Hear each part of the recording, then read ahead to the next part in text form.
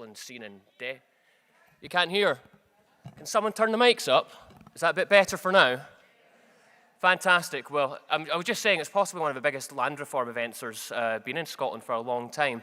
Allow me just to go through some of the mandatory health and safety stuff before I introduce the hosts. We have no fire drill expected, but if there is anything that does happen, you can follow the ushers' leads who are in the wings of the doors behind you that you came in.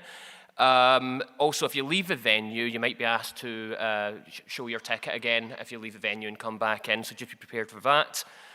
Moreover, we've got some filming on today from Indie Live, doing a great job at the back there, and some other filmers and photographers, because we're very popular. So just be aware of that. If you don't want to be filmed, you can maybe go behind the cameras there. And of course, there's no Q&A in this first session, but there will be in the next two sessions after lunchtime today. Thank you so much for coming. Without any more ado, I'd like to introduce the absolutely fantastic and brilliant, one of my personal heroes, Lesley Riddoch, to the stage.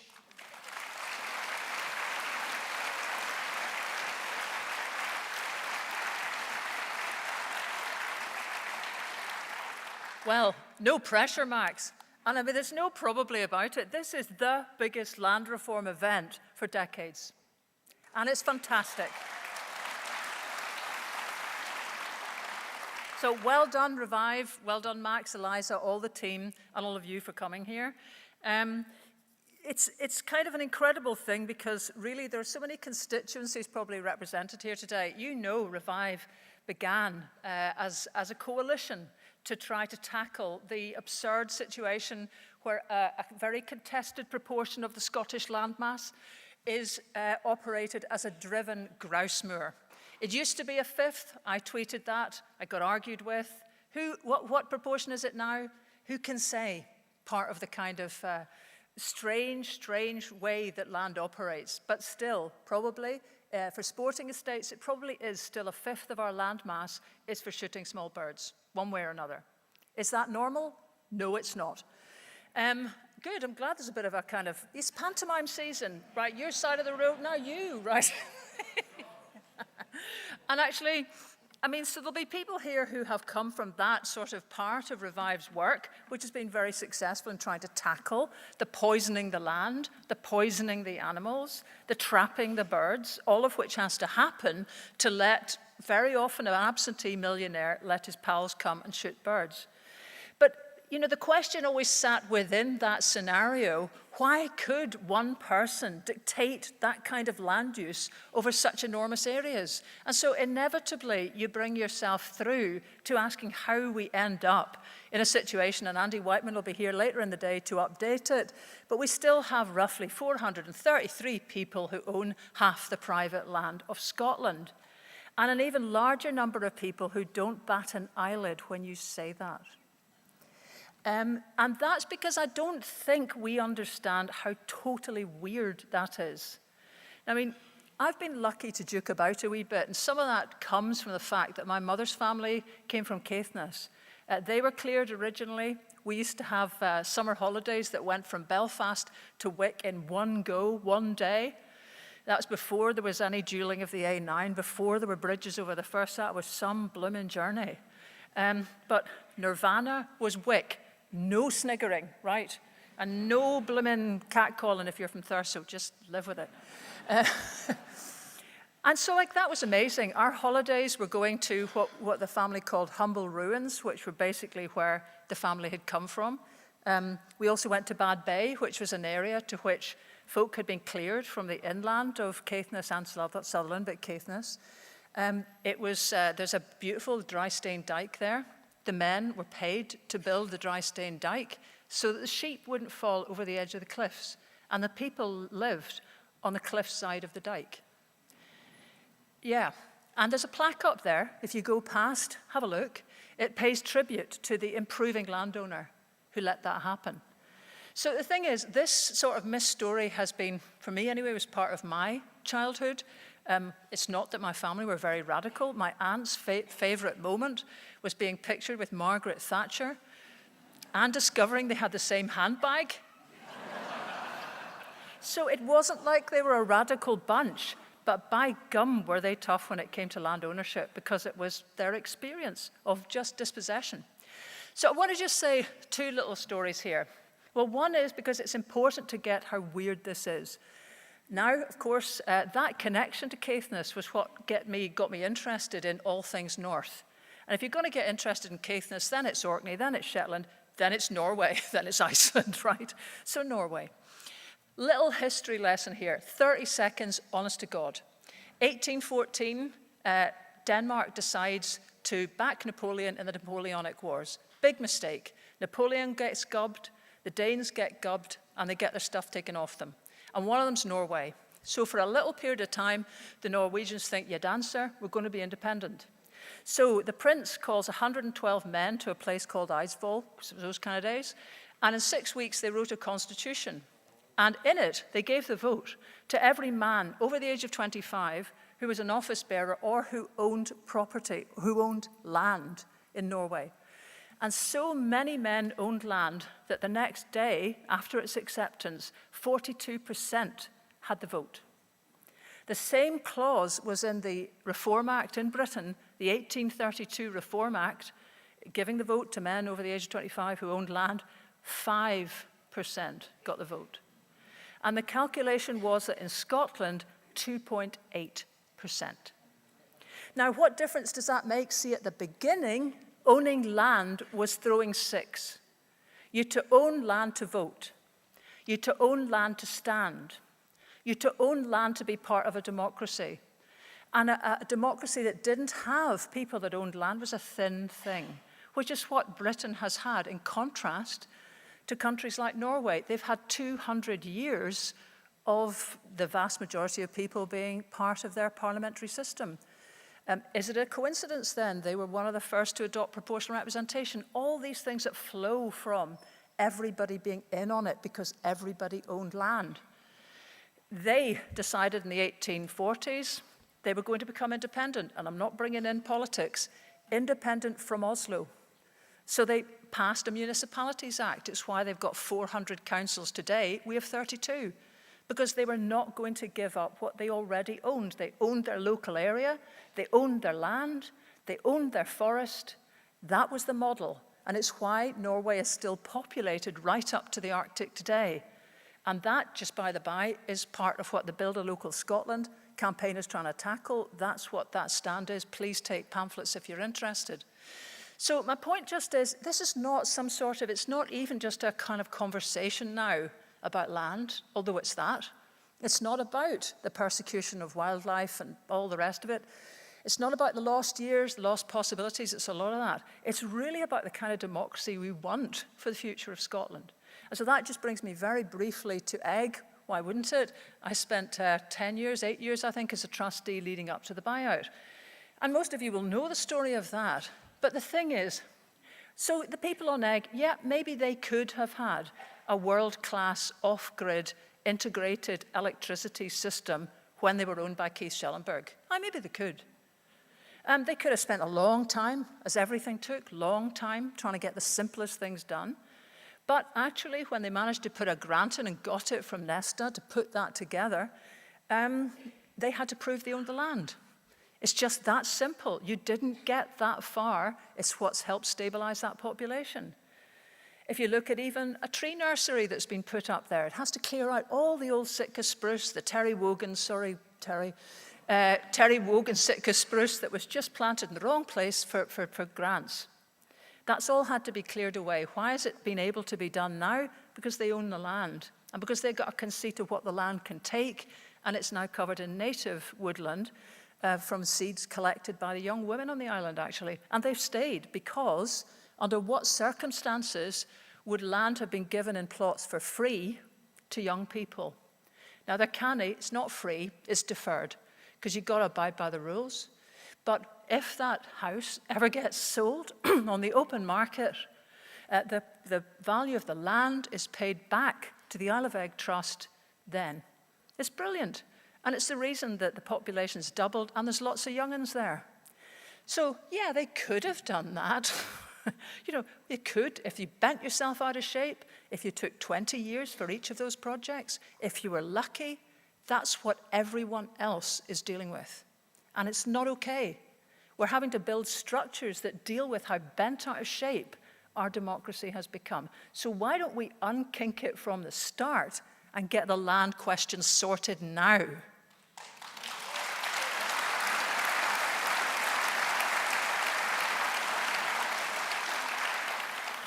Now, you'll notice that we're sort of one down on the glamorous TV presenter stakes here, because Chris Packham is not with us today. He's still very involved with Revive, but now that we're moving on to this other sort of land aspects of things, we have a different set of people involved at the helm.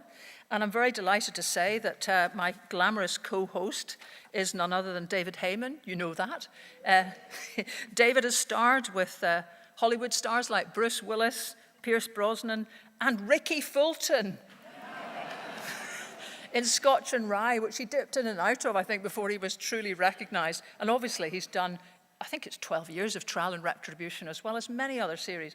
But some of the things you may not know, David's family hail from Bridgeton, but he grew up in Drumchapel, which actually gave him access to the local hills. Maybe that played a part in his story and his connection to land, because he also hosted a documentary on the BBC Scotland called The Battle for Scotland's Countryside in 2018 that's been replayed several times. Before that, though, in 2001, he founded the humanitarian charity Spirit Aid. It's dedicated to children whose lives have been devastated by war, genocide, poverty, abuse, or lack of opportunity everywhere. And he's currently head of operations for relief projects from Kosovo to Guinea-Bissau, Afghanistan, Sri Lanka, Cambodia, Malawi, South Africa, and Palestine. Would you please welcome David Hayman?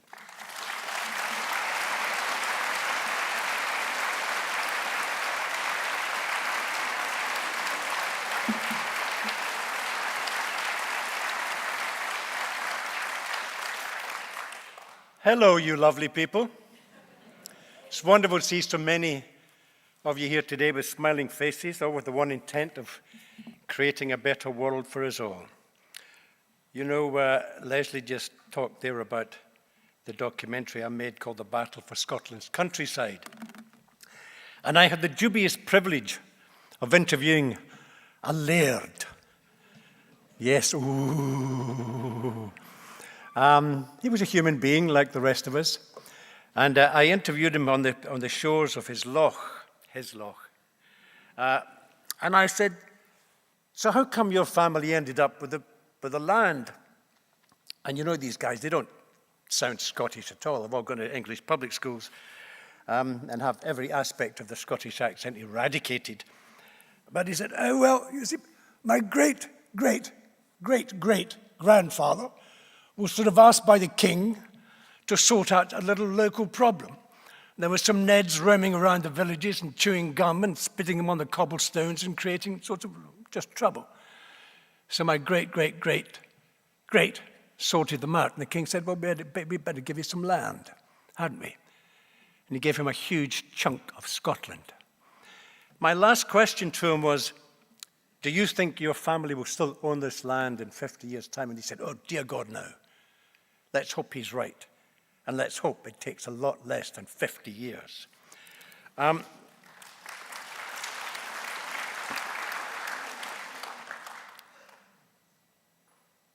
going to read one of the most beautiful poems I think I've ever read by Solly MacLean. It is Hallaig. It's about the clearances of his people from the island. Time. The deer is in the wood of Hallaig. The window is nailed and boarded through which I saw the west. And my love is at the burn of Hallaig, a birch tree, as she has always been. Between Inver and Milk Hollow, here and there, about Ballychurn, she is a birch, a hazel, a straight, slender young rowan. In Scrapadale of my people where Norman and Big Hector were, their daughters and their sons are a wood going up beside the stream. Proud tonight the pinecocks crowing on the top of Crocknara, straight their backs in the moonlight. They are not the wood I love. I will wait for the birchwood until it comes up by the cairn. until the whole ridge from Benalicci will be under its shade. If it does not, I will go down to Isle of Eigg, to the Sabbath of the dead, where the people are frequenting, every single generation gone. They are still in Isle of Eigg, MacLeans and MacLeods. All who were there in the time of MacGill Chalum, the dead have been seen alive. The men lying on the green at the end of every house that was. The girls a wood of birches straight their backs, bent their heads. Between the Leach and the ferns, the road is under mild moss, and the girls in silent bands go to Clachan as in the beginning, and return from Clachan, from Susnish and the land of the living, each one young and light-stepping, without the heartbreak of the tale. From the burn of Fairns to the raised beach that is clear in the mystery of the hills, there is only the congregation of the girls keeping up the endless walk, coming back to Isle of Eigg in the evening in the dumb, living twilight, filling the steep slopes, their laughter a mist in my eyes, and their beauty a film on my heart, before the dimness comes in the Kyles, and when the sun goes down behind Duncana, a vehement bullet will come from the gun of love, and will strike the deer that goes dizzily, sniffing at the grass-grown ruined homes. His eye will freeze in the wood. His blood will not be traced while I live. Beautiful.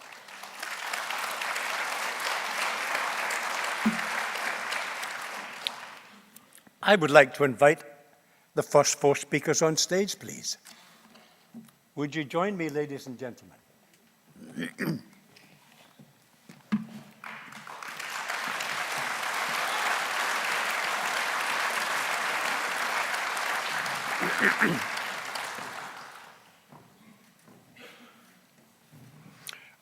Our first speaker is Dr. Ruth Tingay of Raptor Persecution, UK. She's an award-winning conservationist, has studied birds of prey on 5 continents with a particular research focus on endangered eagle species. Since 2010, she's been campaigning against the illegal persecution of birds and prey in the UK, and she writes the influential Raptor Persecution UK blog. Ladies and gentlemen, please welcome Dr. Ruth Tingay.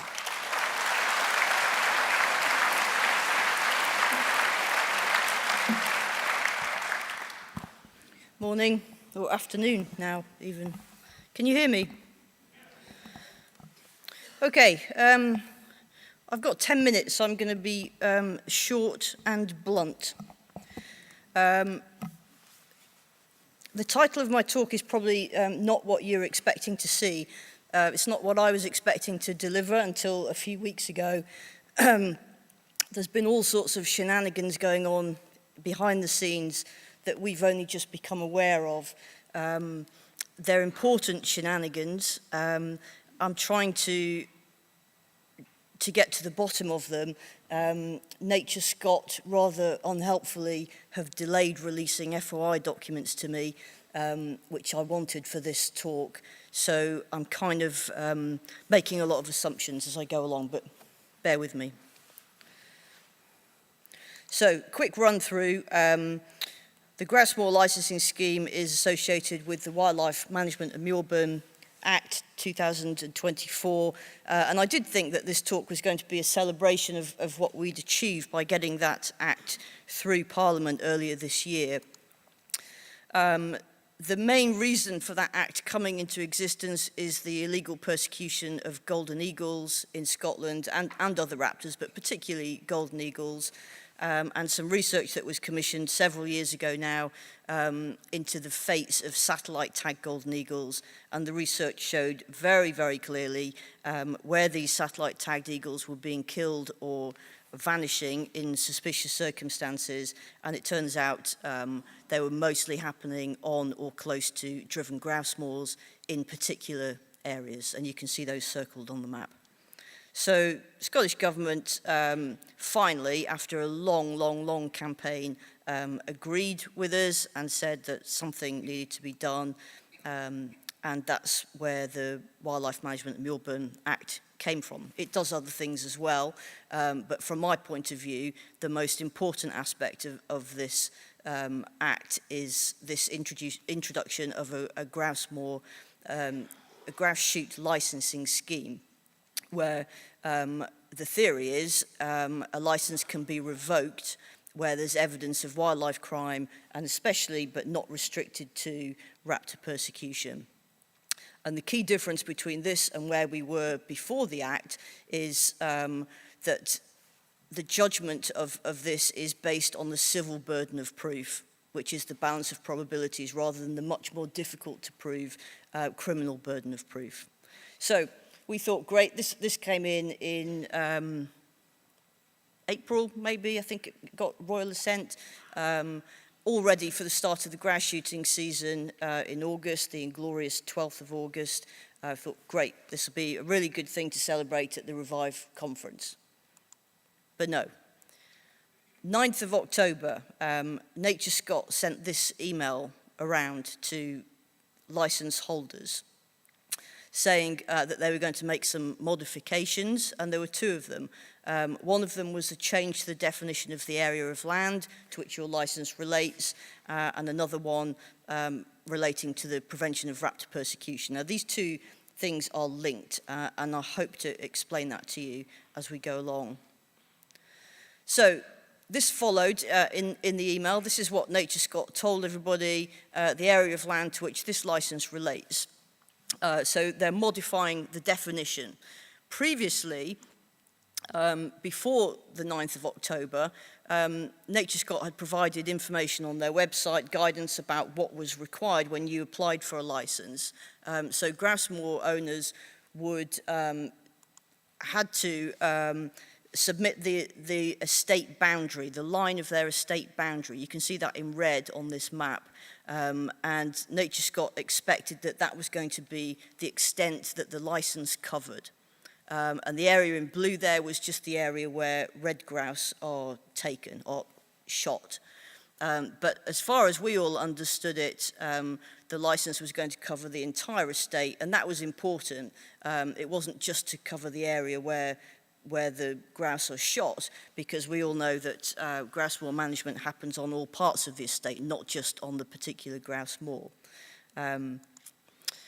But there's this change, and I've highlighted here what Nature Scott have said is, instead of having the whole of the estate boundary, we will only need the boundary over which you may kill or take red grouse.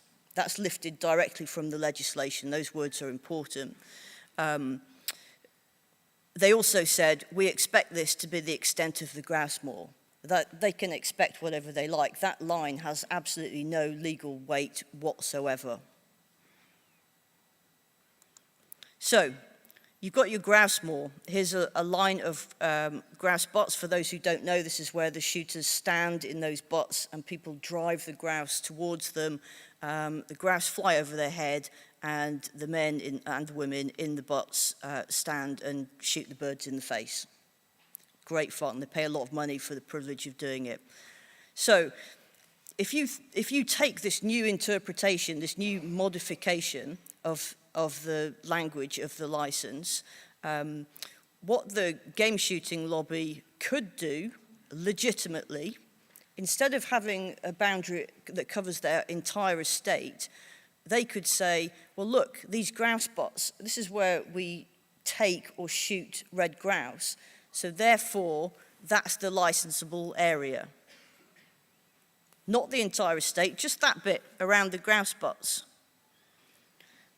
That boundary, that red boundary, is arbitrary. I've just put it on for illustrative purposes. I would imagine that they will argue the boundary should be the distance of an effective shotgun. I don't know what that is, because I don't shoot birds for fun. I don't shoot birds full stop. But there will be some detail in that. It may be 30 meters, 50 meters. I don't know. I'm not a shotgun expert. But the point is, that's what they could do, and that would be legally legitimate. That means the rest of the estate, all the rest of the estate, is not covered by the new grouse moor licence. Don't worry, Nature Scott's got that covered. This is the second condition that they've brought in. They recognise that the licensing area has to be adapted, and it could be much narrower than was first intended. So, and they recognise what could go on in the area that's now no longer licensed. So they brought in this second thing about wildlife crime. This is just incredible. It's so poor. This condition will require the licence holder to take reasonable steps and ensure that they or anyone under their control or employment do not commit an offence in relation to raptors. What do you think that means? What are reasonable steps? Anything they want. They could argue, as they do now, before the licence came in, they could argue, well, look, we've got employment contracts. All our gamekeepers have signed these employment contracts. They all say, I won't kill anything that I'm not supposed to. We offer them training courses. They've all completed training courses. In a court of law, that would be a completely adequate defence that they have taken reasonable steps. So any chance of any authority trying to take that particular grouse moor owner to court would be laughed out of court.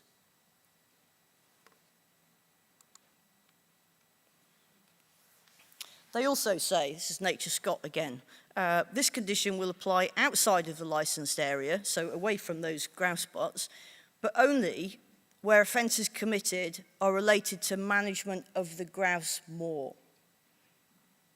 How are they going to prove that? If you've got an estate, a mixed estate that has pheasant shooting and red-legged partridge shooting as well as grouse, which most of them do these days, if there's some poison bait found on part of the estate, how will the police show that that poison bait was put there in relation to the management of the grouse moor and not in relation to the management of the pheasant shoot? It's completely unenforceable. The other bit in this, I could talk for ages about this, but I haven't got time. But another important bit in here is that this new condition is related to offences in relation to raptor persecution only.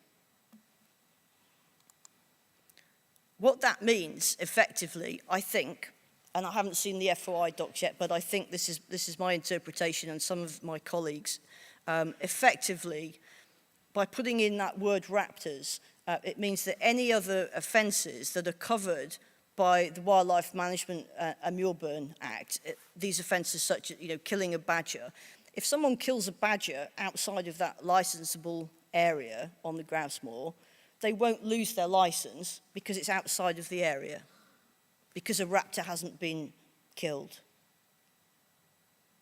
Does that make sense? Well, no, but do you understand what I'm saying? Thank you. So, a general summary, because this is complex. The intent of Parliament, I think, when that Act came in, was clear and sincere. They'd all had enough of raptor persecution, as had the rest of us, and every other thing that particular piece of legislation covers. Unfortunately, the legislation was poorly drafted. The grouse shooting industry, I think, and I'll know more when I get the FOI, has exploited a loophole. They've spotted that legislation has been poorly drafted, and they've exploited it by challenging Nature Scott's interpretation of the legislation. I think that they've threatened legal action. I don't know that for sure. Again, got to wait for the FOI, but I think they threatened legal action, and Nature Scott thought, Christ, we can't be doing that. We've got to do something about it. Fair enough. I get that. That's not a problem. But it's the way that they've gone about it that's an issue. They didn't have to do anything. They could have stood firm and said to the grouse shooters, well, fine, bring it on then. Let's have a court case and see where we go. But they haven't, Naturescot have taken legal advice and have been advised to make these changes. So they've made the changes poorly, in my opinion. These are unenforceable changes, and they haven't communicated with anybody else apart from the grouse shooters about this. And this has been going on for months in the background. None of us knew about it until very, very recently. It's not all doom and gloom. Can be fixed, I think, although not quite sure. But I'm advised that an urgent amendment is needed to close the loophole. That's something that a lot of people will be trying to work on very, very quickly. We could have a potential legal challenge. The dark side are not the only ones who've got lawyers. Again, waiting for the FOI to come in, but there may be an issue of procedural unfairness there because none of us were consulted about any of this until it was too late. We weren't consulted, we were just, well, I won't go there. Lawyers might be listening.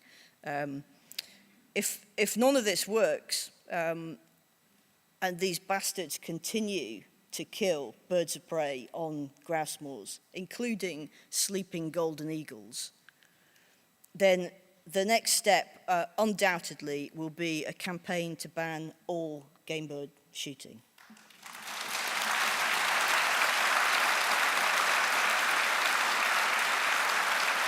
Thank you very much.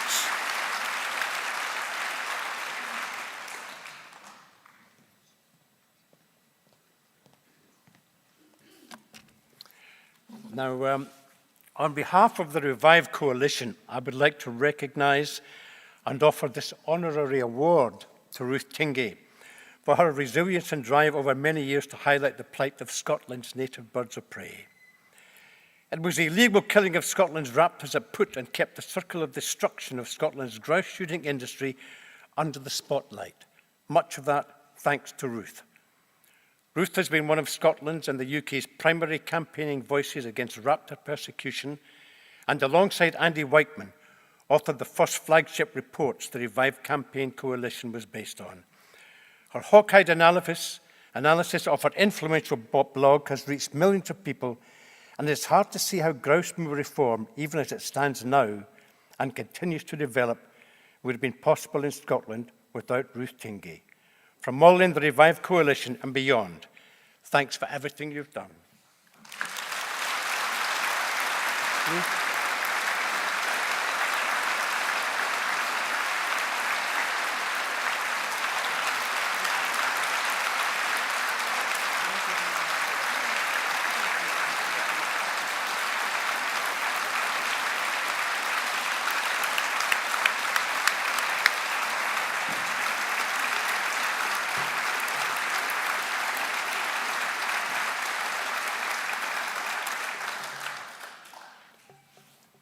You remember Franklin D. Roosevelt said, "The nation that destroys its soil destroys itself." And Henry Miller, "To call this a society of free peoples is blasphemous. What have we to offer the world beside the superabundant loot which we have recklessly plundered from the earth under the maniacal delusion that this insane activity represents progress and enlightenment?" That's wisdom. Ladies and gentlemen, I would now like to invite Mr. Robbie Marshall, Director of League Against Cruel Sports. In the previous 30 years, he was the UK Director of the International Fund for Animal Welfare and had senior positions at the RSPCA, ActionAid, and the international headquarters of Amnesty International. Please give a warm welcome to Robbie Marshall.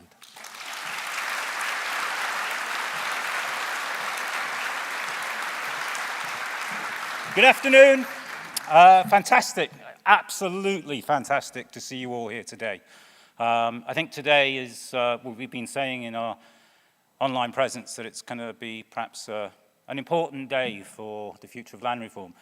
But my job right now is just to describe to you what Revive has been doing, where we've come from and where we're going. And I'm going to try and be as brief as possible as about that. I think. So this was our original analysis of the nature of the problem that we were looking at.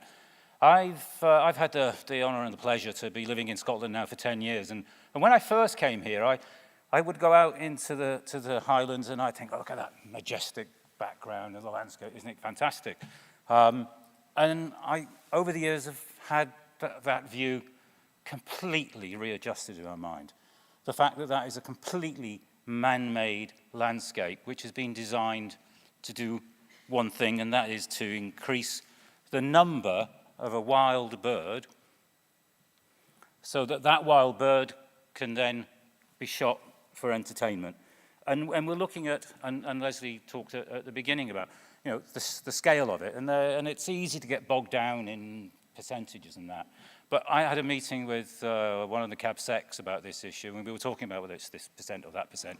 And she said, look, whatever percentage it is, let's face it, it's a shed load of land.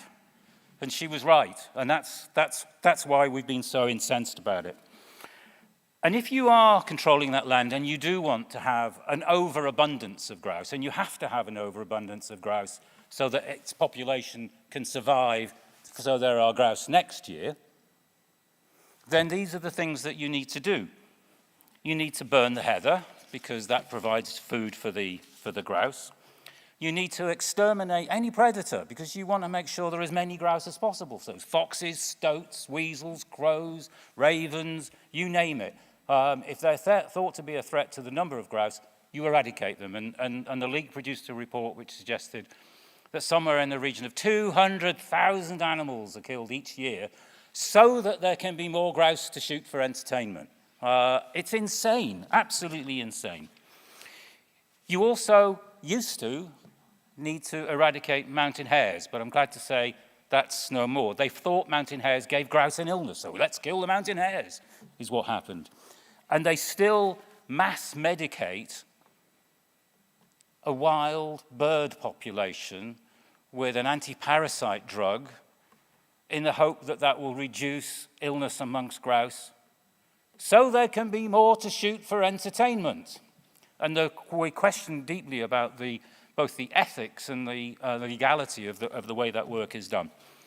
And of course, as Ruth has so eloquently and so powerfully over the years pointed out, birds of prey like golden eagles, hen harriers, mysteriously disappear from areas which are managed for grouse shooting.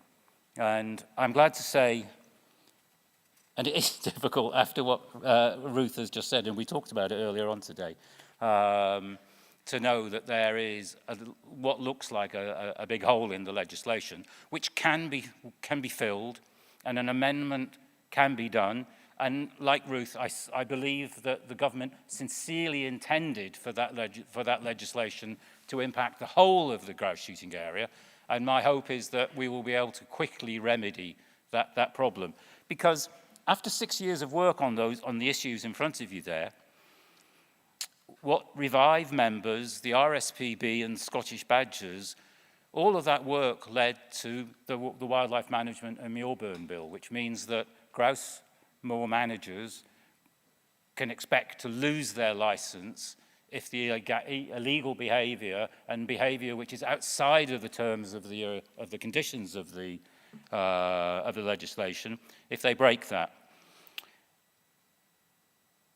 And that meant, over the years, as I mentioned before, there's a huge reduction in the killing of mountain hares. That license has now been almost shut down.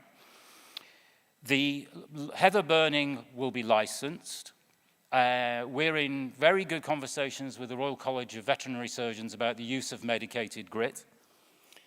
And perhaps one of the most important things is that primitive, cruel, and indiscriminate snares, which have been a blight of the Scottish countryside, are banned by this legislation.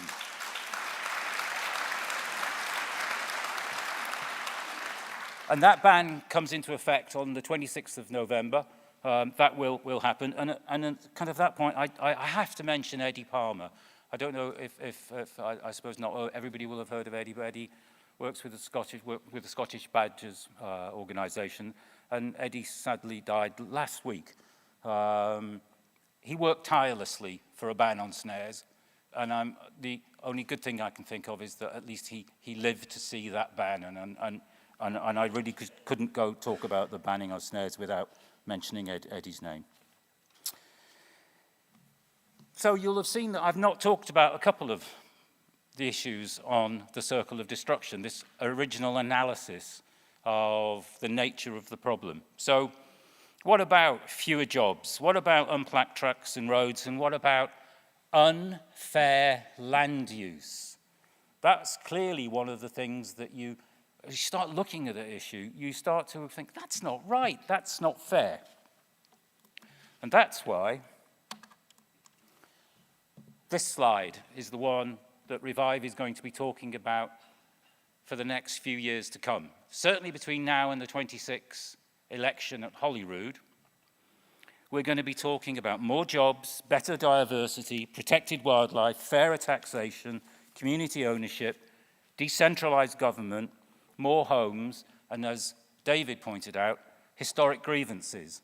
Those are the issues that we're beginning looking at in our journey around what we describe as the circle of destruction that surrounds grouse moors. And that's why today's agenda is less about wild animals and more about fair, decent access to our land.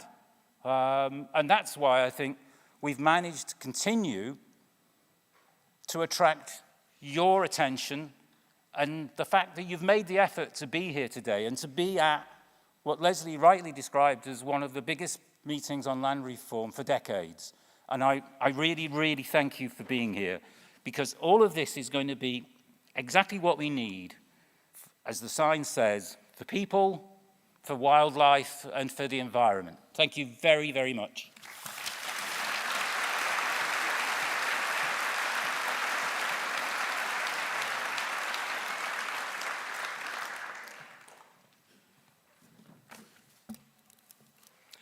Theodore Roosevelt. Every man holds his property, subject to the general right of the community to regulate its use to whatever degree the public welfare may require it. That's wisdom. This is Thomas Paine before Roosevelt. Man did not make the earth, and though he had a natural right to occupy it, he had no right to locate as his property in perpetuity any part of it. That was in 1796. Ladies and gentlemen, I'd like to invite Max Wisniewski, who's the campaign manager for Revive. He's been Revive campaign manager since 2018, before which he led campaigns work at the think tank Commonweal from 2016. Please give a warm welcome to Max.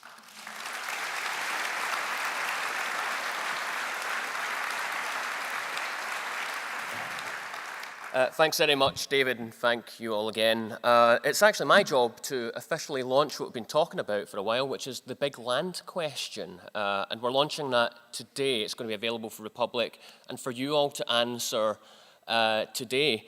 And it's been a project that we're particularly excited about. So it's a project that will run for between now and the next Revive conference, over a year. And will inform our work after the Holyrood election in 2026. So we're long-term planners. That's what we like to do. We like to plan and see who we can influence like years ahead. So you can trust us. We're fantastic that way. And I'd like to say that when it comes to land reform, previous bills have been important. You know, we had the 2003, 2016 land reform bill, and they've made some incremental changes, but you know, land is still, it's arguably more concentrated than ever in the hands of fewer than ever. And while the current land reform bill, there's another one going through Parliament just now, may have some interesting ideas, and we'll try to make it stronger.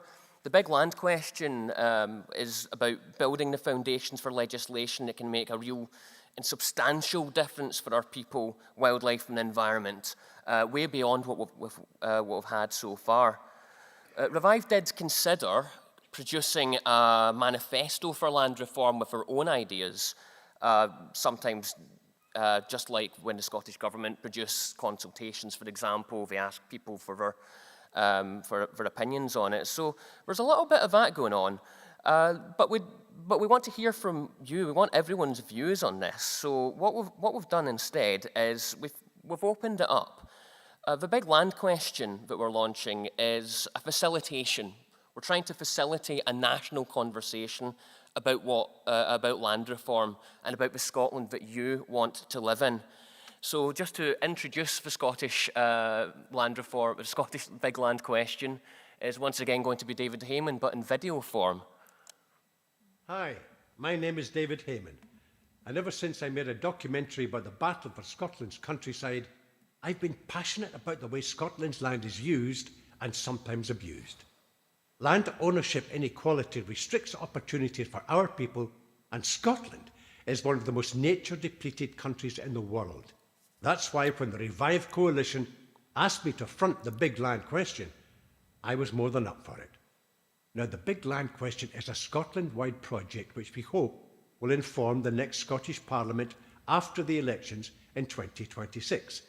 The big land question will be asked through opinion polls, expert roundtables, focus groups, citizens panels, and this opportunity for you to have your say.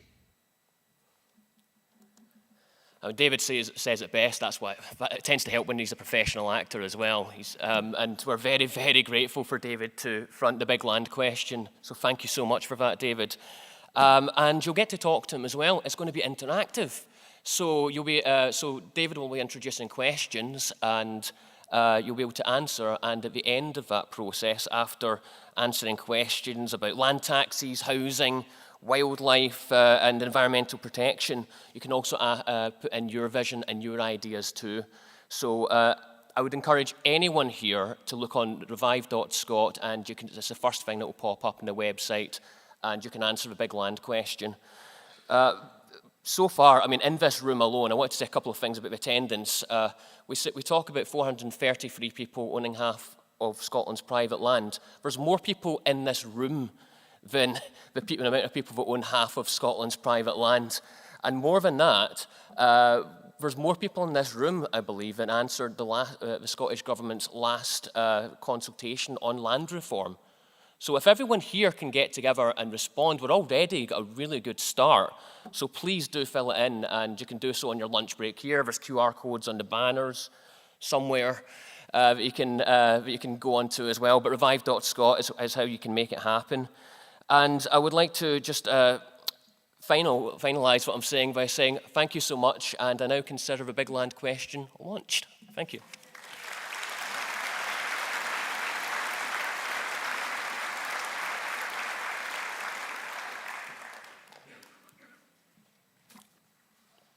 Wallace Stegner in 1991.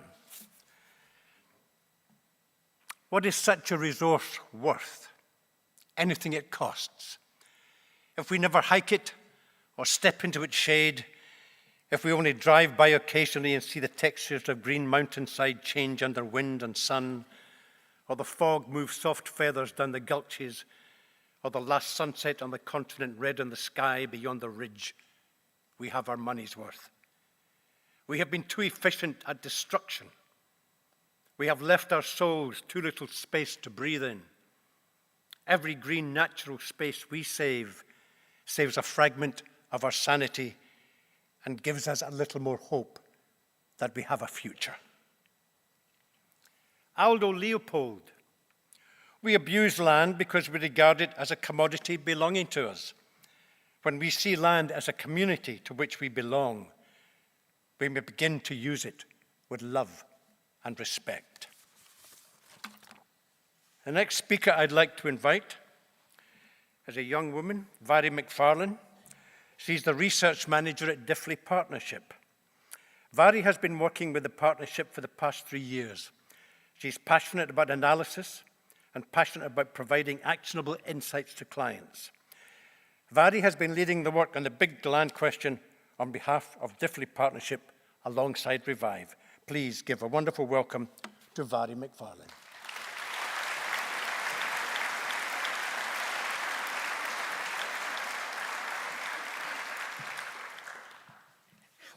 it's fantastic to see so many of you here today.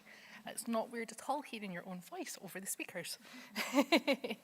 Yes, so thank you. So I am Barry McFarlane, as David said. I'm a research manager at Diffley Partnership. So we are a small social research firm based out of Edinburgh, and we have had the pleasure of working with the Revive Coalition over the past few years. Normally we're here talking to you about grouse moors, but today I'm going to be talking to you about attitudes towards land reform. So over the past year, we've pivoted and we've been looking at land reform and what the public know about land reform in Scotland. And now we've devised a programme of research to help answer the big land question. So answering the big land question is a journey, and we've only really just begun. So to begin with, we conducted a national survey. This was crucial in establishing a baseline so that we know what the public know so far, and we know what they don't know about land reform. So we tested out some public attitudes and knowledge about land reform, and we tested how much they support or oppose land reform in Scotland. This was a really important step because it really informs the rest of the research and what we're doing over the next year and in the run-up to the next election. So the next steps are, we've got a whole group of people together for a public panel, over 100 engaged citizens, and we'll use this panel to test some messaging and some ideas about what we might want for land reform in Scotland, test what the public think and see how this changes over time to know exactly what the public want from land reform in Scotland. This can be reactive as there's developments in land reform or other aspects of land use in Scotland. And it can really build up and really get together lots of messages over the next year so that we can come back with a strategy of what the public want to see. We're also going to conduct some stakeholder engagement, which is really a fancy way of saying we're going to get people from both sides of the debate in a room to discuss what they know about land reform, why they support, why they oppose, and the information that we can really bring together to use for the public and to raise awareness of what's happening with land reform in Scotland. And this will be really crucial to make sure that there's influence from all sides of the debate. And ongoing consultation. Don't like the word consultation, but what can you do? So we want the ongoing consultation to be as inclusive as possible, and we want to hear from anyone and everyone about their views on land reform in Scotland. So this will develop the broad evidence base, and that's where everyone in the room and beyond across Scotland can have their say about land reform. You can have an influence in what happens here. It's really, to be honest, it's the first research of its kind for land reform in Scotland. And everyone can have a say in answering the big land question.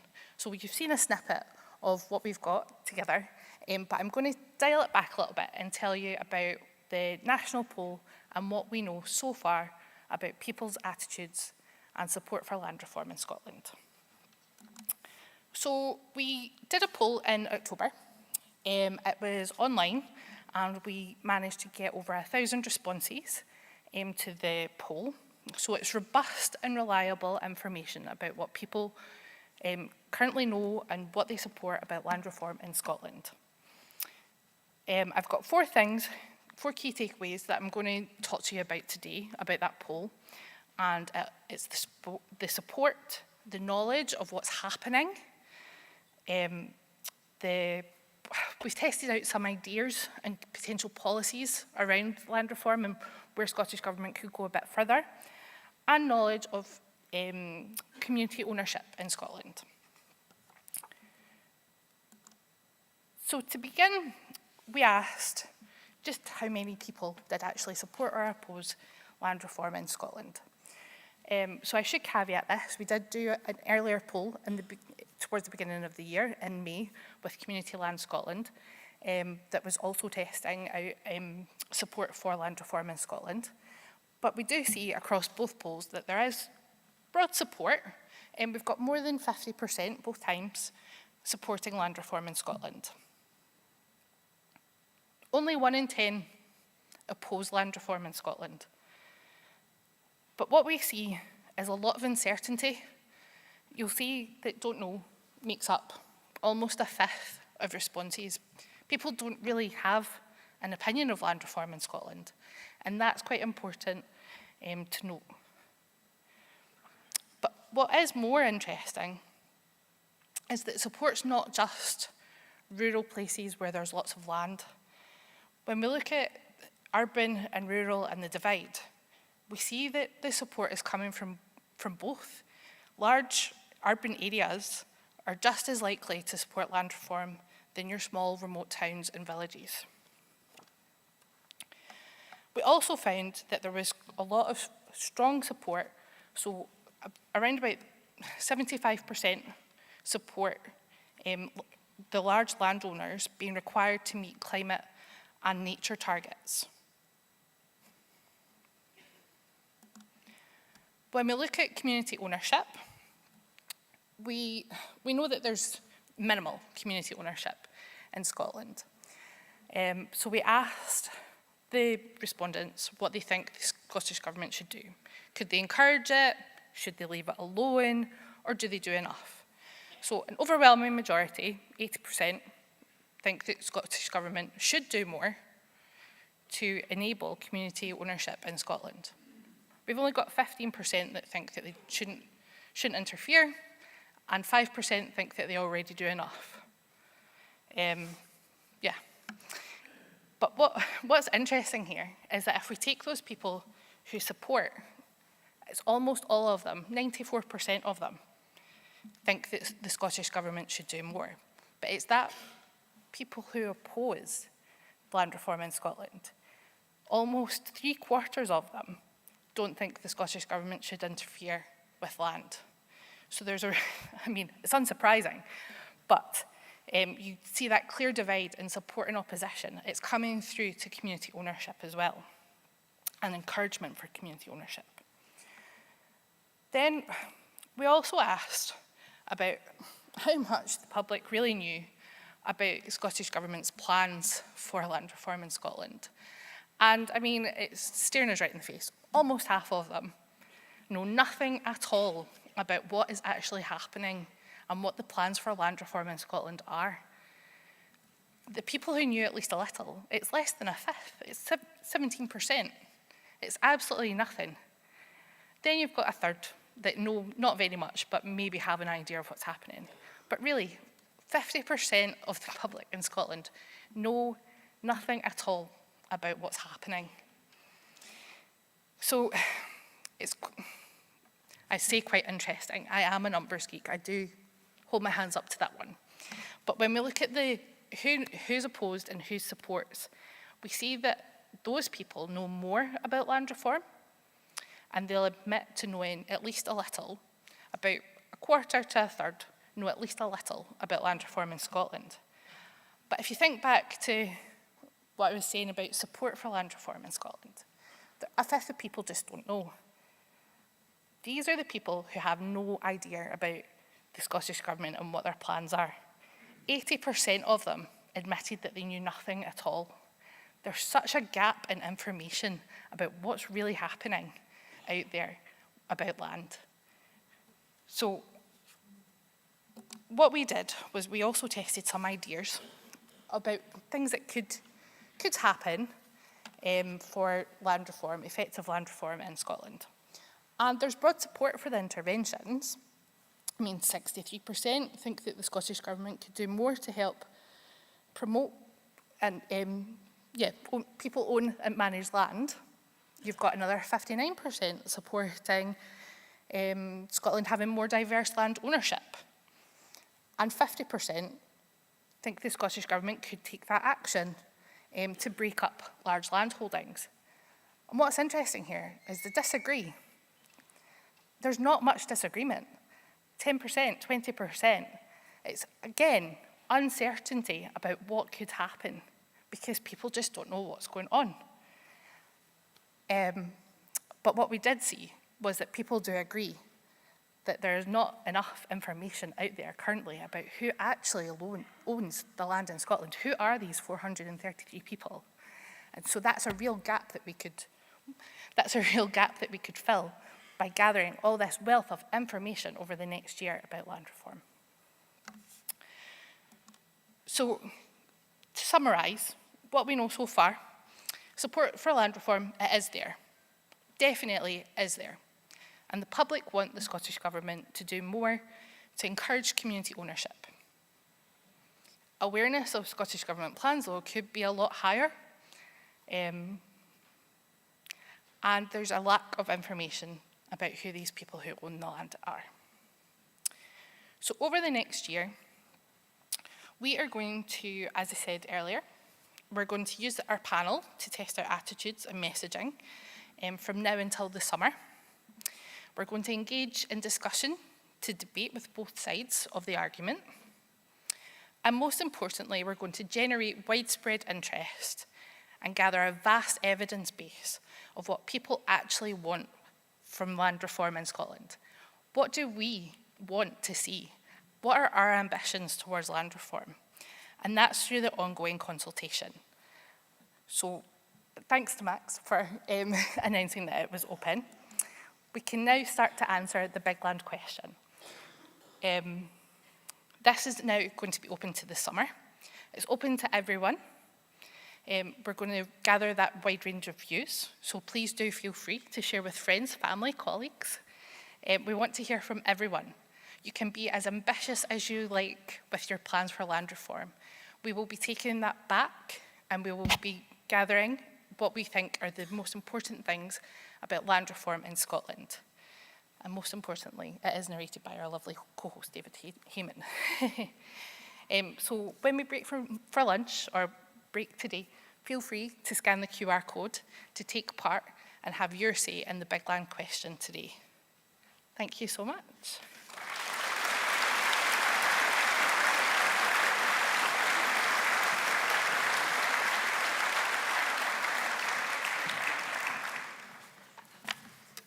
You know, when I was shooting the battle for Scotland's countryside, or perhaps it was another documentary I made. I have the privilege of following in Tom Weir's footsteps and made a series of documentaries about our beloved Scotland. And one of the prettiest glens in Scotland is Glen Affric. If any of you have been there, you'll know that it's quite a stunning glen. I walked the length of it. Its beauty is breathtaking. Then I found out it is owned by a hedge fund manager from Yorkshire. I was speechless. I guess his saving grace is, if he has one, is his father was a coal miner. No excuse. This is from Massasoit, an elder tribal leader, and it relates to what I've just said. What is this you call property? It cannot be the earth.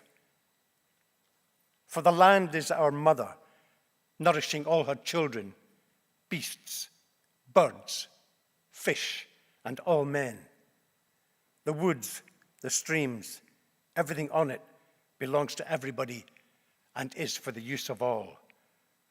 How can one man say it belongs only to him? Ladies,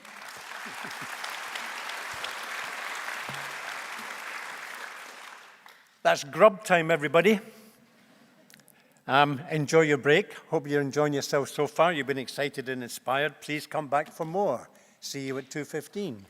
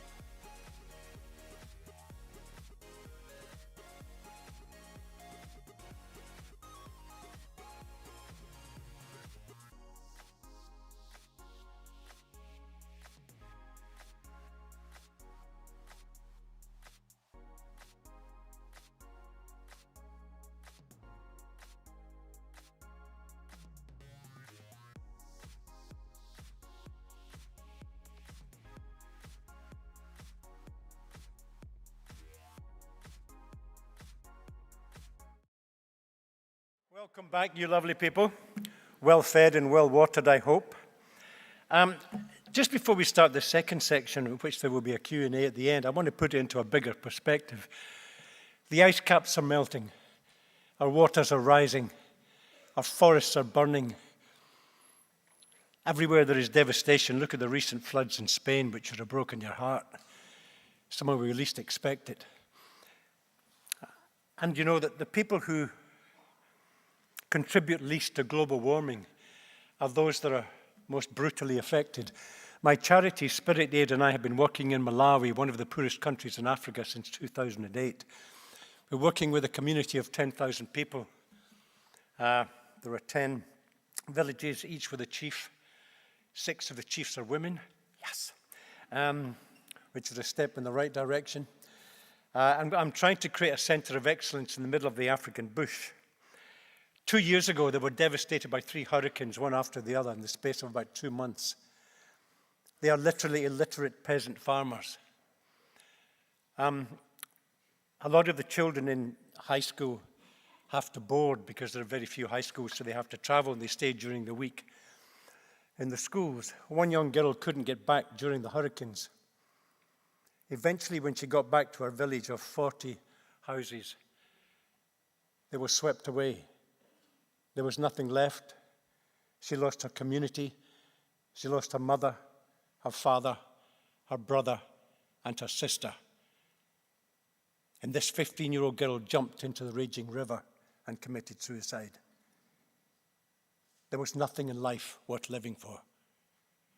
In Africa, a child born into a village is a child of that village. When that village and that community is swept away, you can understand why she took such drastic steps. That's a cheery note at the end of lunch, isn't it? Okay. Our first speaker is Dr. Josh Noble. He's the Policy Manager for Community Land Scotland. He joined the Community Land Scotland as Policy Manager, having previously worked in policy and research with the Scottish Government. His time in government gave him a good understanding of the policy-making and legislative process within Scotland. He has also taught and researched at the Universities of Edinburgh and Leeds, as well as holding a research fellowship at the Institute of Historical Research, University of London. Please give a warm welcome to Dr. Josh.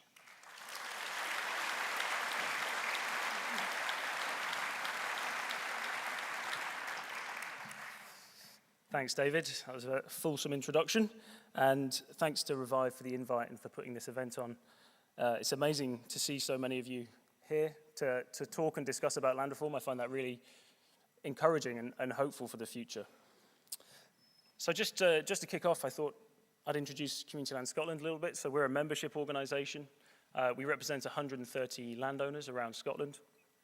This can be islands on the west coast. Isle of Eigg has already been mentioned. They're one of our members. Large crofting estates in the northwest, right down to particular pieces of green space or land and buildings in the central belt and urban areas of Scotland. And around the whole country, there's just over 500 community landowners, and they own between 2.7 and 3% of Scotland. And those are probably important figures to hold in mind as I talk about some of the background to the land ownership pattern we have in Scotland today. And I'm going to start with a possibly slightly incongruous slide, which probably speaks to some of my historical background. So it might be odd that I put up a cartoon here from 1909 focused on the octopus of landlordism in London. But there's a couple of reasons why I want to use this image.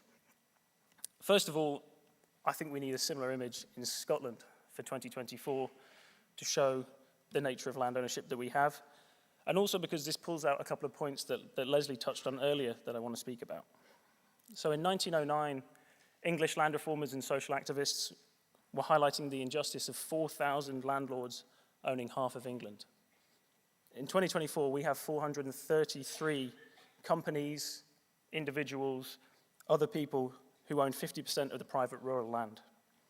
I mean, those are just remarkable figures to think about and strike at the kind of deep injustice that underpin the inequality we have in our society today. I also want to highlight the point that William Northrop brings out about the vampiric nature of landlordism. And we see that in contemporary Scotland in the way that concentrated land ownership strangles local areas, and local communities. I was recently visiting an island off the west coast, which has one landowner controlling almost all of the land on that island.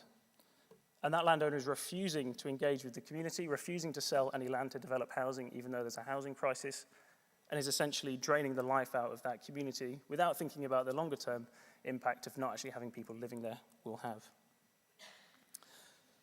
As has also been touched on earlier, many of us are now divorced from the land through various historical processes. We've been forcibly removed from the land, but who owns it has a very real impact on how our society and economy works. It has serious impacts upon wealth accumulation, distribution, and extraction, and the land ownership pattern in Scotland has resulted in rural depopulation, a housing crisis across the whole of Scotland, one of the poorest levels of biodiversity anywhere in the world, and localized monopolies of power and opportunity.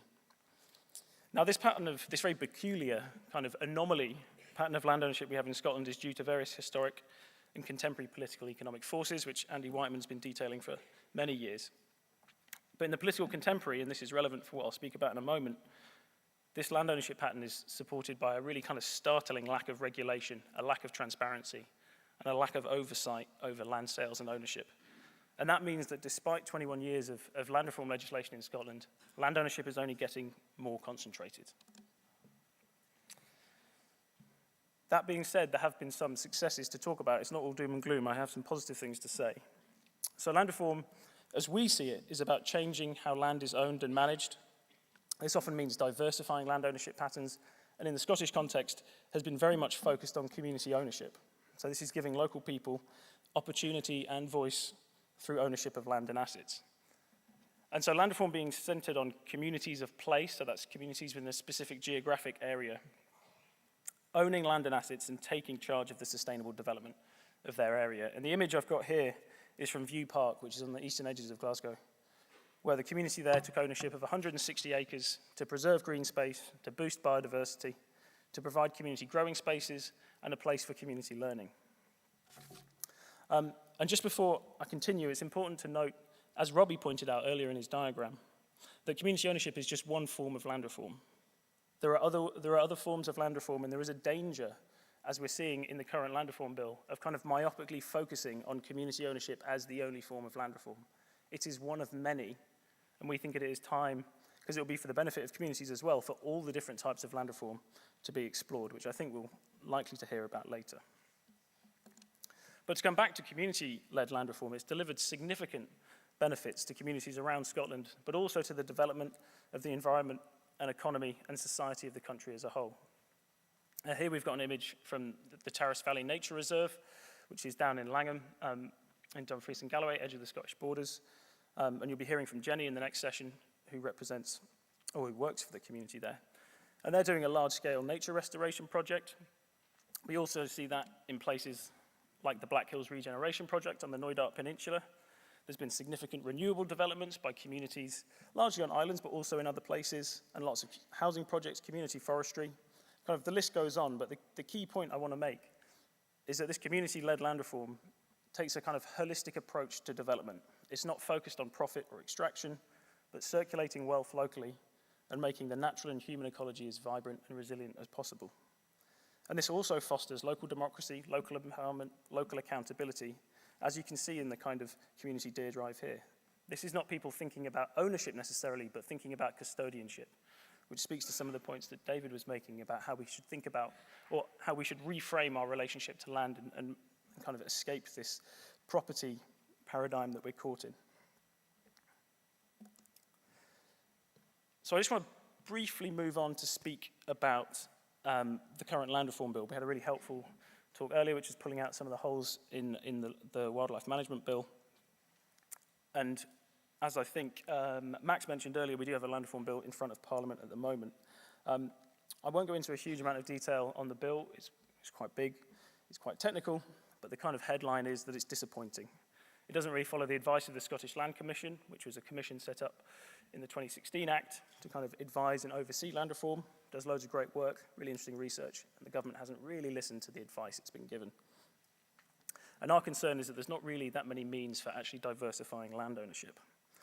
So we want and need further land reform legislation. It's something we really welcome, but it has to provide means of changing ownership and management to help address the climate and nature crises and build a more equitable and just society.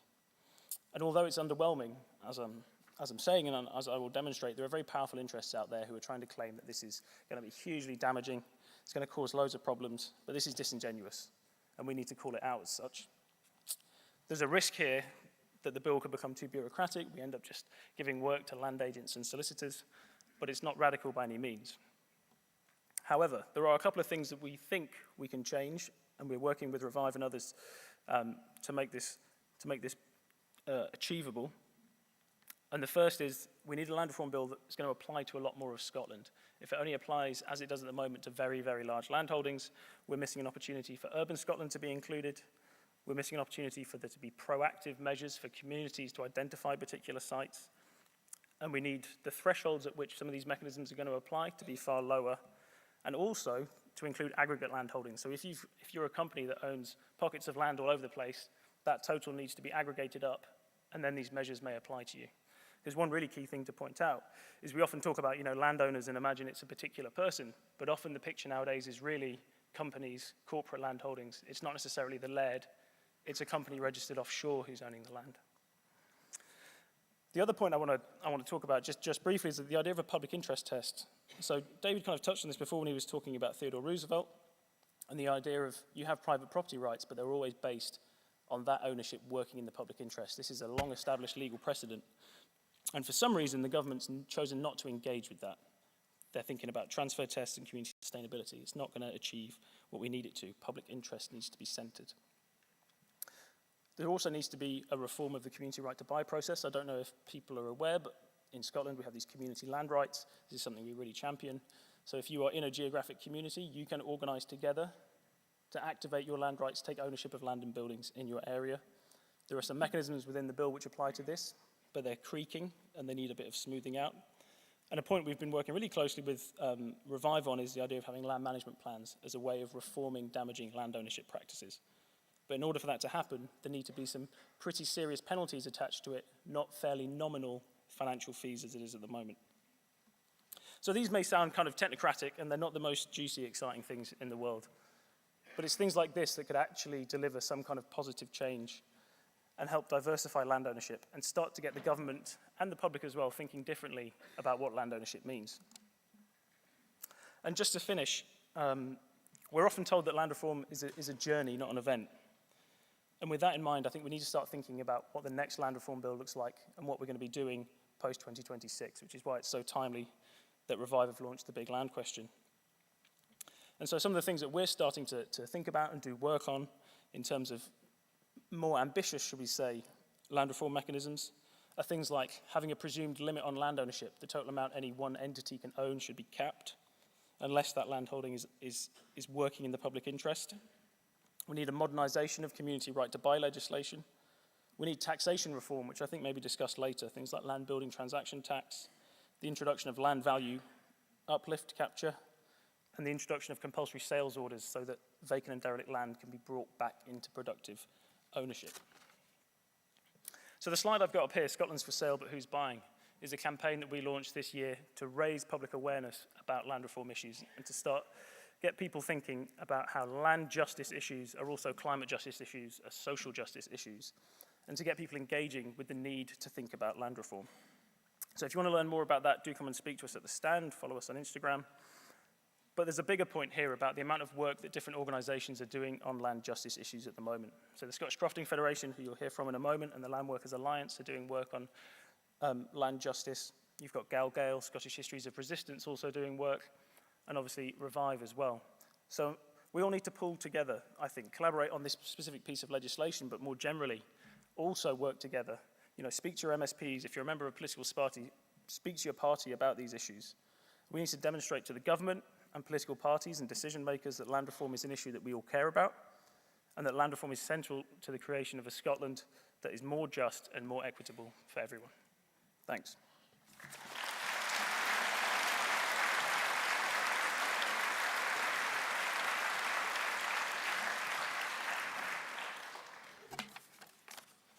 Adam Smith. As soon as the land of a country has all become private property, the landlords, like all other men, have to reap what they never sowed and demand a rent, even for its natural produce.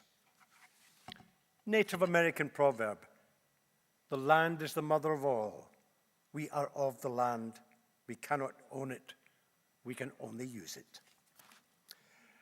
Folks, our next speaker is Kirsty Jenkins. She's a Director of Policy for One Kind. Kirsty joined One Kind in 2020. Previously, she trained and rehabilitated traumatized horses and taught people horse psychology.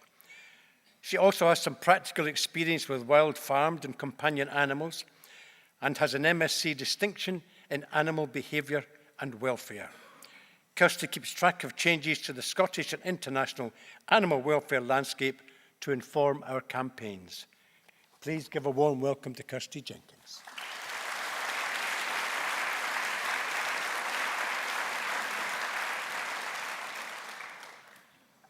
Hello, it's good to be here with you today.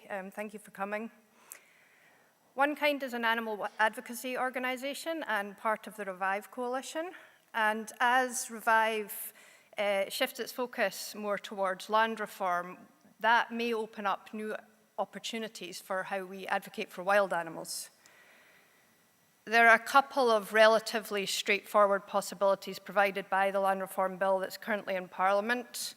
The clause you can see on the screen requires landowners to create land management plans, and we think that those could and should include animal welfare impact assessments and principles for ethical wildlife control.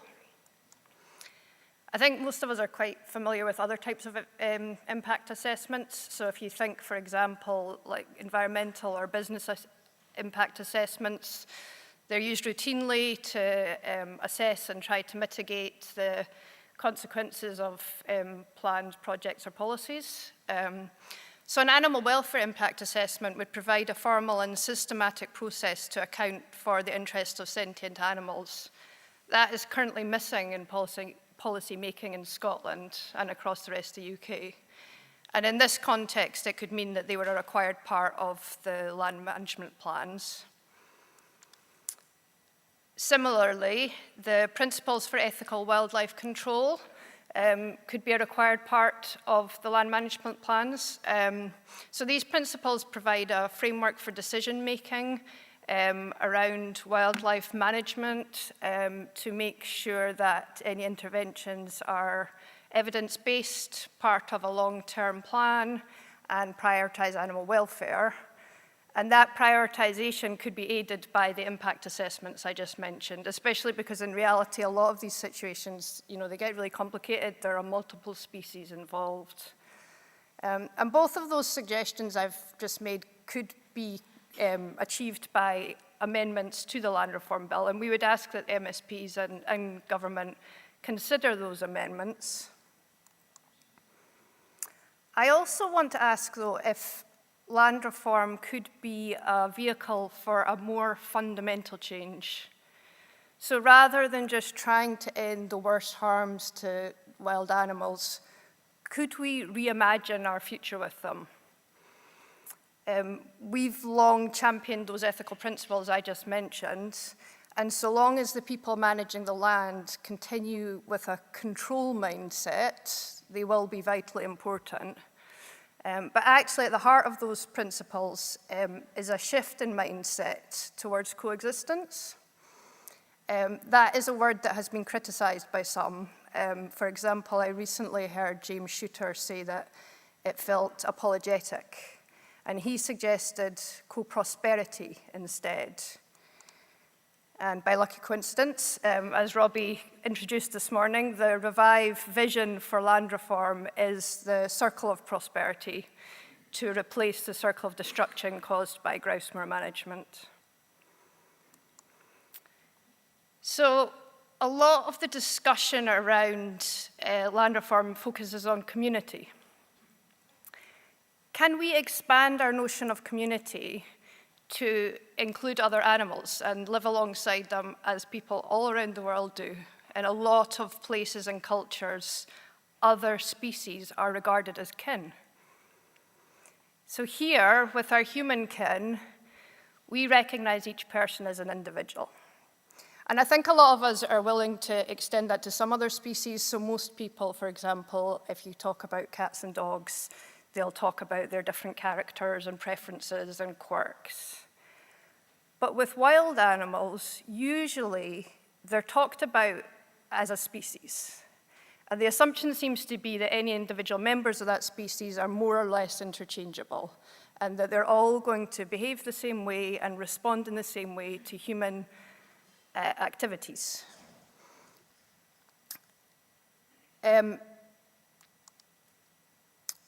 I think some people involved in conservation and land management are beginning to realize that that is not the case, and that that kind of assumption can hamper their efforts.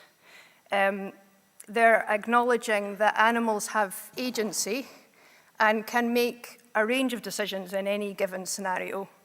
And that is partly to do with their genes. It's also to do with their personality and their life experiences, so their learning, their relationships, and their culture. Animals behave intentionally, and they can influence socio-ecological systems and conservation outcomes. And schemes that are based on an assumption that you can just intervene in animals' lives and then predict and/or control the results are increasingly outdated. And they also fail to account for the interests of individuals as opposed to species. So agency, it's the ability of animals to proactively make decisions, to learn, build skills, overcome challenges, and have some choices and some control over aspects of their lives. And it's now understood that that is crucially important for their well-being. Thankfully, different approaches to conservation and land management are beginning to emerge that attempt to honor the agency of other animals, to bring them into our circle of compassion, and to acknowledge the responsibility of caring for them. And as our understanding of animal agency and sentience deepens, it feels increasingly important to find better ways to represent them, both legally and politically. So the United Nations Development Programme Spotlight Report highlights emerging signals and trends that they see as significant. And this year, the report had a chapter on multi-species justice. There are many other individuals and groups also grappling with the complex question of how we can better represent other animals. And these are not just ideas, they are being enacted around the world, and including by the UK government. And what I'd like to do is just show you a wee video of that UK project.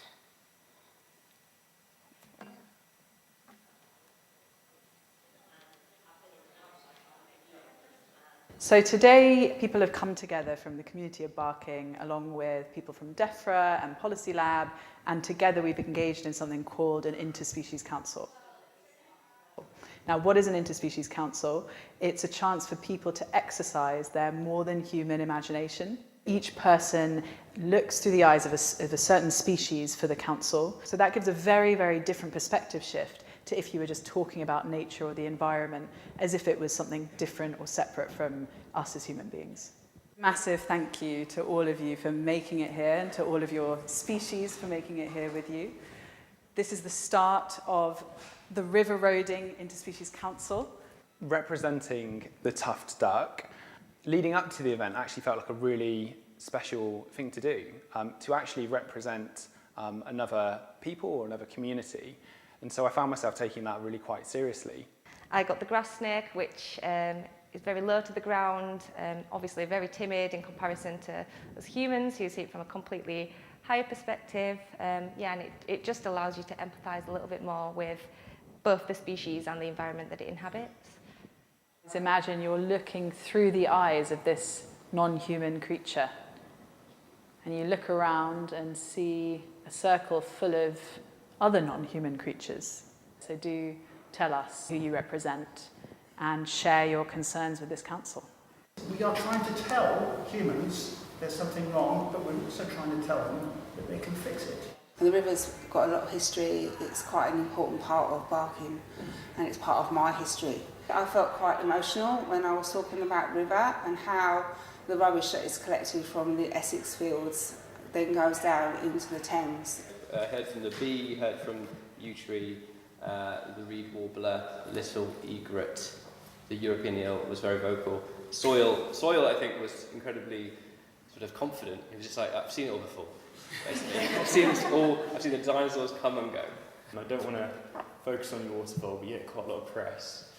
And there's a lot of other species that have no protection at all. So we talked about why can't human laws protect all species or entire river systems? There's a big theme that our creatures have found around this kind of false control, segregation, fragmentation, calling it a grassland and a marshland. I must admit, I probably, just as much as anyone else, went into this with a bit of scepticism about could we just come up with the same insights if we weren't thinking from the species perspective. But what I actually found was when we started getting into interspecies dialogue with one another, really brought new insight into the whole way we think about how decisions should be formed with those different ecological relationships. It seems so obvious to connect the people who have knowledge of the river and ideas about what could be done with those who want those ideas and have the power to introduce them.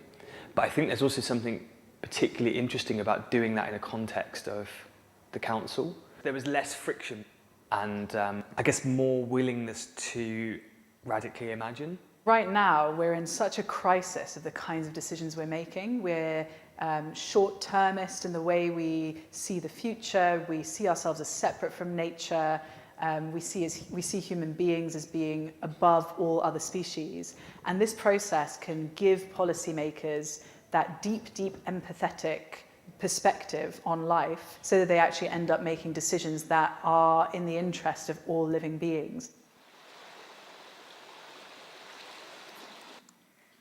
So the question I want to leave you with is, do we as a nation have the moral imagination to empathise with other animals and to radically reimagine land reform to share its benefits with all species?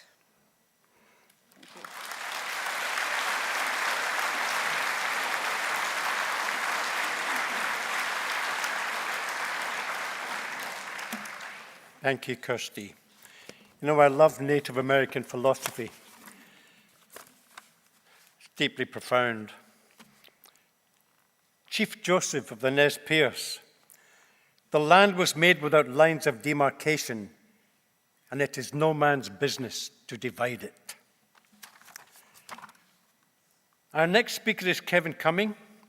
He's Deputy Convener of the Scottish Rewilding Alliance and Rewilding Director at Rewilding Britain.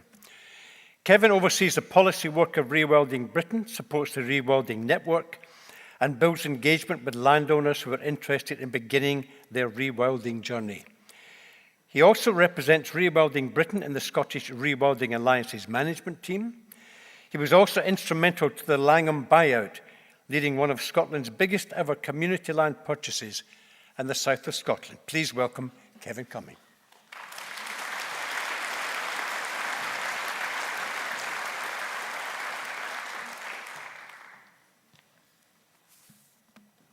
Thank you very much. And for those keeping land reform bingo, not too much of a spoiler alert, but management plans may feature once again in this little talk. There's more that unites us than divides us, although that is not what those who seek to polarise the land reform and rewilding movements would have you believe. As David mentioned, I'm the Rewilding Director at Rewilding Britain, and amongst other things, I oversee policy both at UK and the devolved government levels. And as the Deputy Convener of the Scottish Rewilding Alliance, our alliance is currently campaigning to see the Scottish Government declare Scotland the world's first rewilding nation by committing 30% of our land and seas to rewilding by 2030. And as David mentioned, I was involved with the community buyout in Langholm, and I continue to be the Vice Chair of the Langholm Initiative. And I had the huge privilege to be involved in that large-scale community purchase, not only the first of its kind in the south of Scotland, but almost more importantly now, one of the first of its kind, where one of the key drivers behind the purchase was the community's desire to take responsibility for doing their part to address the climate and nature crises and show what a different approach to management could bring. And I'm really excited to hear Jenny talk later on and talk more in detail about what's happening at Langholm. But before I go too far into what I'm going to talk about, I think it's useful for us to have a common definition of rewilding that we can at least use in this room for the basis of discussion. And that is that rewilding is the restoration, the large-scale restoration of ecosystems to the point where nature can take care of itself, benefiting people and communities. And I mentioned that the Rewilding Alliance is currently undertaking the Rewilding Nation campaign. And as part of that campaign, we have produced our Rewilding Nation Charter. And the purpose is for those who want to support that campaign to show it by signing the Charter. And in a couple of weeks' time, we'll be presenting it to the Scottish Government. And I was very pleased when, as part of being asked to talk today, I was asked to offer a vision for what the future of Scotland's land could look like. And as part of that, it was supposed to be in relation to a given topic, so maybe the environment or community or rural economies. But the reality is when talking about the land reform movement and the rewilding movement, you can't really separate out these topics. It's one of the many ways you start to see that the movements are very much interlinked. And in my preparation for today and thinking about a vision, I actually read back through the vision we set out in the Rewilding Nation Charter. And I'm going to read that to you now. And as I read, what I hope you start to see is that much of what I'll say reflects what many of our hopes for good land reform would be as well.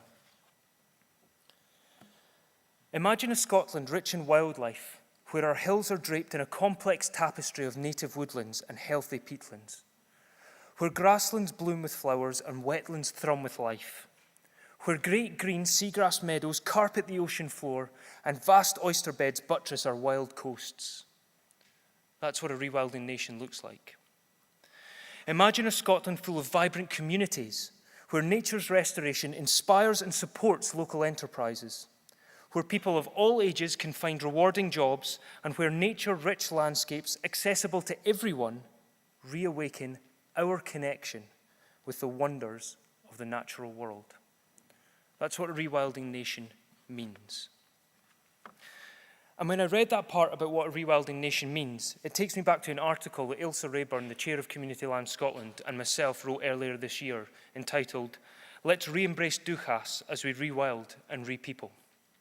And in that article, we talked about the ways in which our two movements intersect, a key area being the unequal and unique pattern of land ownership in Scotland.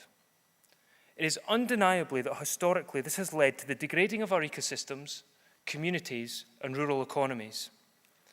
And when it comes to the ecosystem part of that, Scotland is ranked 212th out of 240 countries in the world for its biodiversity intactness. 212th out of 240. We are amongst the worst countries in the world. Or, we are one of the countries with the biggest opportunity for positive change. And to see the changes, we need to drastically turn around the daunting challenges we face in both land reform and rewilding, and we require systemic, fundamental change in land ownership and land use. We must place communities at the heart of the decisions we make about land use change, and this is all about making a better choice for the future. Now, there are two other areas I was asked to consider today. And one was about how land reform can play a key role in repairing Scotland's environment and biodiversity crises. And the second was what policies and actions need to be put in place to enable it. Well, the first point is actually quite a timely question, because at Rewilding Britain, we've just published this report. And this is a discussion between the intersections of land reform and rewilding. And perhaps unsurprisingly for a new piece of research in a subject area, one of the key recommendations is to do more research. But there are also some areas where we can start to draw some conclusions, particularly where communities have taken ownership or had an increased say in the direction of management or the production of management plans for land use. what we find is that the ambition and narrative around these plans is one much more closely aligned with nature recovery than the previous management was. But what we currently don't know is how realistic it is to implement these plans, or why that's not happening. But that takes me quite neatly on, sorry, gone too far there. That takes me quite neatly on to the second point I was asked to talk about. What are the policies and actions that we need to see implementation take place? And if you give me just a little moment to go back into the detail of the Land Reform Bill, and then to finish off, I'll come back out and talk more about the wider policy landscape. But the bill currently talks about certain large landholdings being required to produce management plans. And in these, landowners will be required to increase or sustain biodiversity. Or sustain. And I was so pleased with one of the first talks today that Ruth decided to point out the importance of language in legislation, because I'm going to do exactly the same here. The language of these bills couldn't be more important, and having the wording to sustain in there is a cop-out to allow the status quo to continue. And this can't be good enough for us. For those few landowners, be it private, public, charitable, or community, to be in the position of privilege and responsibility to have a considerable say in how Scotland's land will be used and have an impact on all of us, we must demand more than business as usual. And currently, the Land Reform Bill does little more than that. In fact, let's move beyond having to write down some ambition to increase biodiversity, and let there be a duty placed upon those in this position of stewardship to restore natural processes to the benefit of all of us, providing us with sustainable food, clean water and fresh air, our life support systems. We do welcome the proposals regarding breaking up of some large estates into lots, which considers the sustainability of local communities. However, the needs to restore natural processes and what impact a lotting decision would have also need to be addressed. And finally, although not currently being considered in the bill at the moment, we're assured that the review of community rights to buy will take place. And we would like to see that process streamlined and made much simpler for communities. I can personally vouch for how difficult and how much of a burden is placed on communities to try and take on community land ownership. And in addition to that, we would like to see a community right to buy to rewild be introduced. Why shouldn't the restoration of nature be as important or as valuable to communities as economy and depopulation, when the reality is the solution to all of these problems are very interlinked? And finally, that does take me to the bigger picture, that all of our legislation which is making its way forward will be our framework for how we tackle both land reform and the climate and biodiversity crises in decades to come. And it has to be more environmentally literate, and we have to see greater cross-referencing between legislation. And I'll give a brief example of what that might look like. Earlier this year, we successfully had the Agricultural Bill amended to include farmers to receive payments for the restoration of natural processes, to diversify into green business, and to set aside land for nature. But what if we hold the government to account that the appropriate public funding is put in place and that these management plans have to be produced to show that we will increase biodiversity as a way of demonstrating our duty to restore nature, which is possibly tied to a natural environment bill, which maybe has the inclusion of a human right to a healthy environment.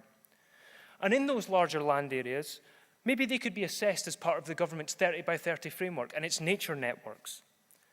And maybe with that, private finance maybe, just maybe, starts to see that their investment is better underpinned in legislation and regulation and provides them with the security needed to reduce risk and make all of our environmental futures more economically viable. I'm going to finish off by leaving you with this thought after all I've just said. That when it comes to land reform and rewilding, there is more that unites us. Thank you.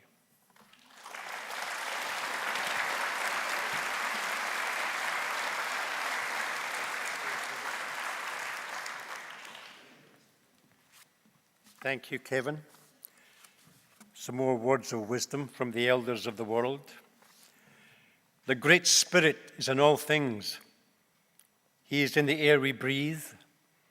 The Great Spirit is our Father, but the earth is our mother. She nourishes us. That which we put into the ground, she returns to us. Big Thunder, Wabanaki Algonquin. Chief Seattle, man belongs to the earth. Earth does not belong to man. And one more from Mahatma Gandhi. There is sufficiency in the world for man's needs, but not for man's greed. I would like to invite Donna Smith, Chief Executive of Scottish Crofting Federation. Next, Donna has worked for years in crofting policy before taking up her position as Chief Executive of Scottish Crofting Federation. Has run her own business consultancy and has also served on the boards of numerous charitable organisations, taking up her current role in August 2023. Please welcome Donna Smith.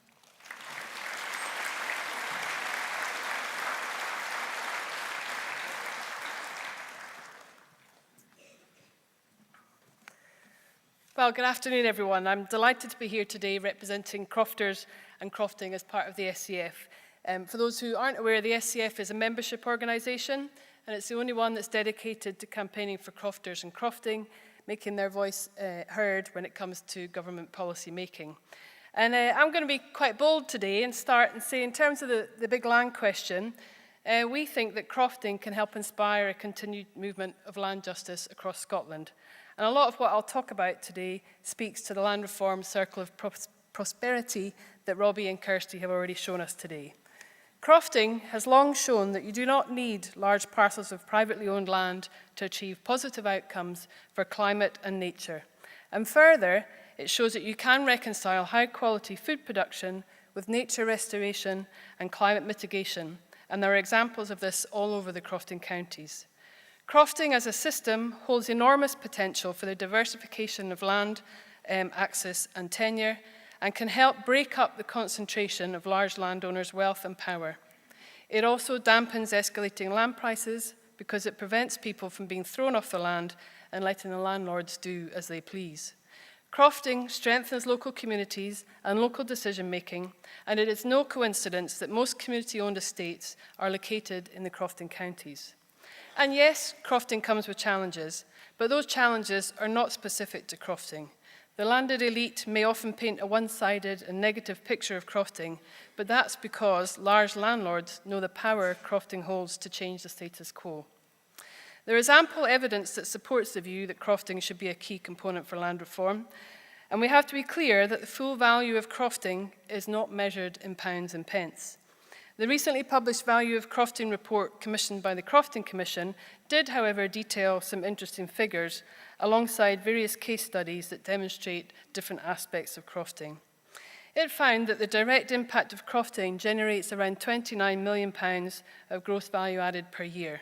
Compare this to the 23 million that grouse shooting contributes, and consider one is producing food, sustaining livelihoods and communities, whereas the other is basically a hobby for a rich few people. The report also highlighted that crofting is exemplary in terms of circular economy, with 80% of the value generated by crofting staying within the crofting counties. And while crofting is mostly not a full-time activity in itself, it supports over 30,000 jobs, and every £1 of public money invested in crofting generates £13 in GVA. But we mustn't get too hung up on these numbers and treat them with some caution, because for most, crofting is not about profits. It is about so much more that cannot be measured in purely monetary terms. The Centre of Mountain Studies at UHI recently published a report titled Contemporary Crofting, Evidence for Future Policy and Practice. This report highlights the various non-monetary co-benefits of crofting and the potential that crofting has. It found that crofting has the potential to adapt and mitigate against the effects of climate change and biodiversity collapse, whilst maintaining vibrant rural communities and economies, and stresses that crofting potentially holds the key to a just transition for agriculture and rural communities, rather than merely being a fragile traditional way of life needing to support to survive. It concluded that crofting can deliver multiple co-benefits in terms of biodiversity, through high nature value and agroecological practices, promoting species diversity, soil health, mosaic habitats, native woodland planting, and peatland regeneration. In terms of carbon, through low input practices, low food miles, and soil health. There are good practice examples of crofting common grazings that have been sustainably managed over the last decade and are therefore not eligible for peatland restoration because there is nothing in need of restoration. Other crofters are actively restoring their peatland without the need for green finance. In terms of community and culture, through the ways in which it creates cohesion among communities and brings people together. In terms of food production, which is, however, not properly captured by existing metrics because a lot of it doesn't enter the wider food chain, but instead is feeding people locally. And in terms of housing, crofting and the creation of affordable housing holds great potential to contribute to solving the rural housing crisis. The benefits and barriers to affordable tenanted croft housing report from the Scottish Land Commission outlines the details of a model of provision of a croft house by the landlord, notably a community landowner. Potential benefits of the model include the provision of affordable access to housing for crofters to maximise the benefits of the crofting model for small-scale land management and use, whilst retaining croft housing as a community asset and preventing speculation. And lastly, the access to land for small-scale ownership, management and use, also from the Scottish Land Commission, endorses crofting as a model that can facilitate access to land for small-scale land ownership, management and use. Taking all this into consideration, we think that crofting as a model is key to the land reform agenda. Firstly, crofting could and should be explored as a model beyond the crofting counties. We could debate exactly what this would look like and whether you call it crofting or not, but it's the principles that count, namely townships where people work collaboratively and in equal partnership with those involved, having an affordable, secure, inheritable tenancy for your family home and a small piece of land you can work for yourself, and holding natural or semi-natural habitats as common land, which are shared collectively and subject to collective local decision-making. These principles could work anywhere in Scotland. Some of you may know Comrie Croft nearby, which is not technically a croft according to the legislation, but nonetheless embraces much of the spirit of crofting in terms of collaborative working and communal land stewardship. Traditionally, the collaborative work in crofting counties happens on common grazings. However, elsewhere this could be woodland with pigs or other models that combine nature conservation and regenerative agriculture. Secondly, crofting can be a way forward to have both nature restoration and agriculture. However, the current agricultural support system is still driven by the misleading idea that the two are mutually exclusive. Crofting shows that this does not need to be the case, as we see with successful examples of conservation grazings on the Macher or agroecological crofting that integrates a variety of land uses. Unfortunately, though, the support system has a tendency to ignore the specific context of crofting and generally disadvantages small producers. And lastly, and very importantly, in terms of the land reform question, creating more crofts can give more access to land to more people for sustainable and regenerative agriculture and nature restoration. We do not need big farms for food security. We do not need big outside investors to take care of nature restoration and climate, but we do need agency for Scotland's people to take care of their land. And Scotland's land should be there for all of us, not for the profits of a few. So have your voice heard and complete the big land question at revive.scot is so, so important. Thank you very much.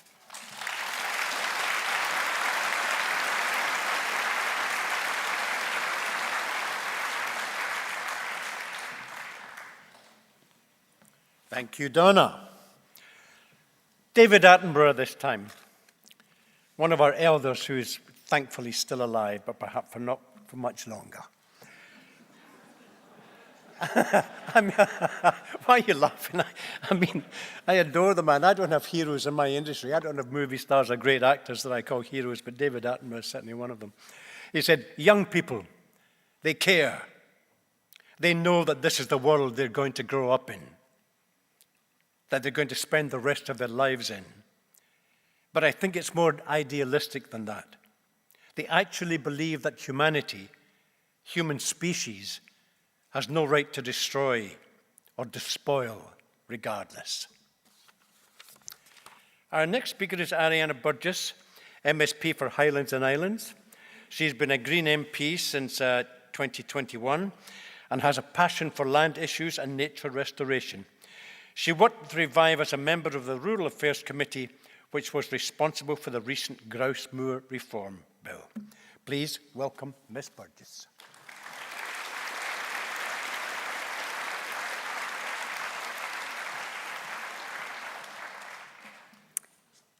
Thanks, David. And I just want to acknowledge the wonderful little punctuation points, and they're not really little, kind of like weighty pearls of wisdom that David's been bringing for us from elders to young throughout the session.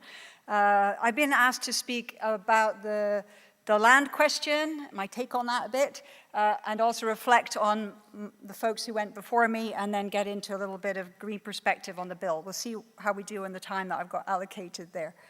But yeah, so first of all, I want to say I am so delighted that Revive has wrapped its coalition arms around land reform, because every time, what I've noticed since I've been elected is that every time Revive gets into the space around something, we do have success. Now, we did hear about loopholes earlier from Ruth, and I think that's something we can take some action on.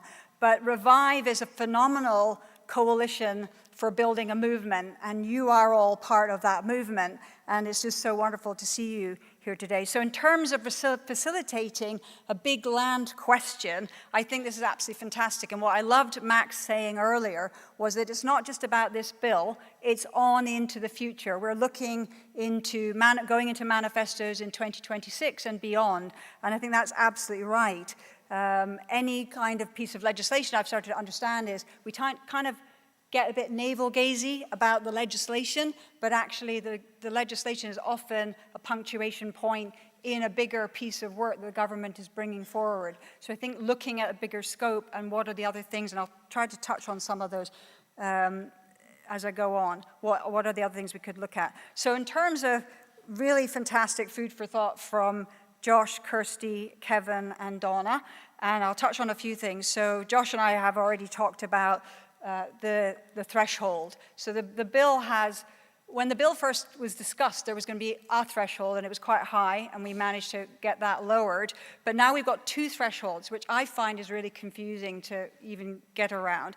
But it is, the problem with the threshold is that it's too high to really pull enough land into the mix over time, because this is a threshold of when land exchanges hands. So what's the frequency of that that's going to happen? So we have a lower threshold, then we will, I obviously see more land coming forward.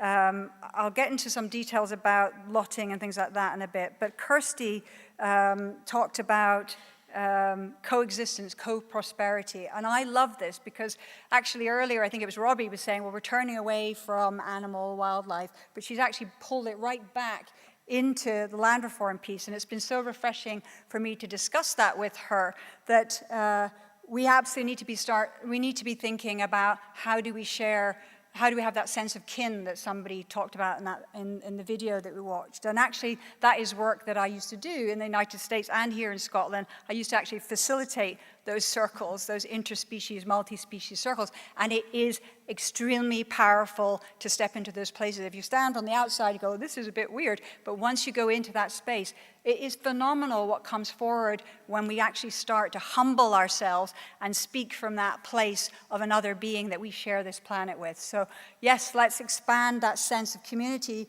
beyond human community. And connected to that is what Kevin was talking about, and I think this is something that's really important. Not enough people understand that last year at COP15, the Biodiversity COP in Montreal, we signed up to, not just Scotland, the UK, and many other countries, signed up to protecting 30% of Scotland's land and sea by 2030. That's not very far away. And absolutely, Scottish Rewilding Alliance is bringing that forward. And we absolutely have to have that conversation where we're saying it's repeopling and rewilding, and those two things go together. We cannot rewild without people on the land and in place. I actually have just seen across this summer, because of the Nature Restoration Fund, so in 2021, I was saying, hopefully, we will see some blue and green jobs, more people working on the land in jobs that work with nature. And I saw that this summer. On the Morven Peninsula, met 13 people, young people, who lived locally, all employed either in the marine space or in rainforest restoration. So that is happening. And if people own the land, we could be seeing so much more of that. And then in terms of Donna, what can I say? Crofting everywhere in Scotland, or that model, absolutely. The whole conversation about smaller parcels of land, mosaic response, and I think that crofting is really has a critical role in that biodiversity response and that climate response. So where have I got to? I've got a couple of more minutes left to say a bit more. So I think one of the things that I learned also is that Scotland has a community empowerment agenda. So land reform is one of it, and the bill is an absolutely critical part of it. The threshold I already mentioned. The Scottish Land Commission talked about a public interest test, and the government's kind of sidestepped that and gone for a transfer test. And I want to see us bring the public interest test back. We need to absolutely have that. I'm not going to get into the technical details of it here, but if we don't have that public interest test, we can't really hold landowners to account. The other aspects are that I would like to see is bringing the right to a healthy environment to the fore as well. So the community we've got, but there's the environment. So a quick example is an estate where there isn't actually a community nearby. So who would that get lotted up and go to? But that estate just got £2 million worth of public money where they reforested and did some nature restoration. Now they're putting it up for sale. Well, who's that going to go to? Well, I think that that should be something that's in the public interest. And maybe the Scottish Government should look at taking on that land in our interest. So there's something there.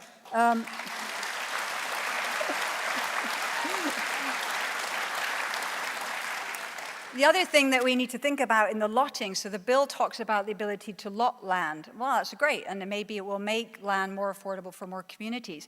But we have an example in the north of Scotland with Anders Poulsen, Scotland's largest landowner, who has actually reconstituted over time land that had been broken up. So he's brought it back together again. So what in this legislation would actually stop that from happening? And maybe some people who are speaking later can answer that question. But we may lot it, but what's going to stop it from getting pulled back together, and that scale of concentration being reconstituted? A couple of other things that I just want to say that I'd be really interested to see in my last 19 seconds, to see in the bill is a way of aggregating land so that, and this is tricky to do because the likes of Anders Poulsen holds their land under lots of different companies, so how do you do that? But how do you look at, for example, companies that own a lot of land for housing, that they're land banking their land, but we don't know who's got that land all over Scotland. So that's one thing that I would love to see. And the other thing that I'm interested in, and it may be out of the scope of this bill, is looking at, when we were all talking, and this is not today's question necessarily, but I think it's a question we should all be asking, which is the whole thing of natural capital and carbon, what are they called? Anyway, carbon sequestration. So I want to see if it's possible to bring forward something called a public carbon trust, where we actually start to see carbon being acknowledged as a form of exchange, that's happening, but it's the Wild West and it's not regulated. And I'd like to see if we can bring some regulation into that. And that's a question that's come up to me from community landowners, crofters, and also actually large estate owners. So another opportunity in there. But at the end of the day, what we want is more people on the land, taking care of nature, activating their agency, because people relating to land will unlock our power and potential, and it will be massively transformative. And as Robbie said, I think it will address previous grievances in that circle of prosperity in terms of responding to the grievances of the clearances. Thanks.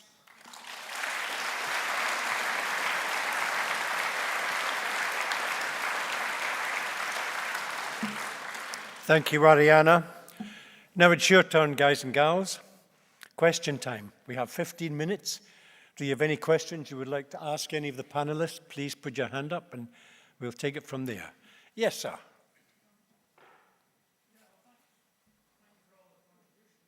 I think there were two elephants in the room that were barely mentioned until Mariana's last comment. The first was, what David, you have been inferring to all along is the indigenous value of land, the way indigenous populations value land, which raises the whole question of, should land be owned?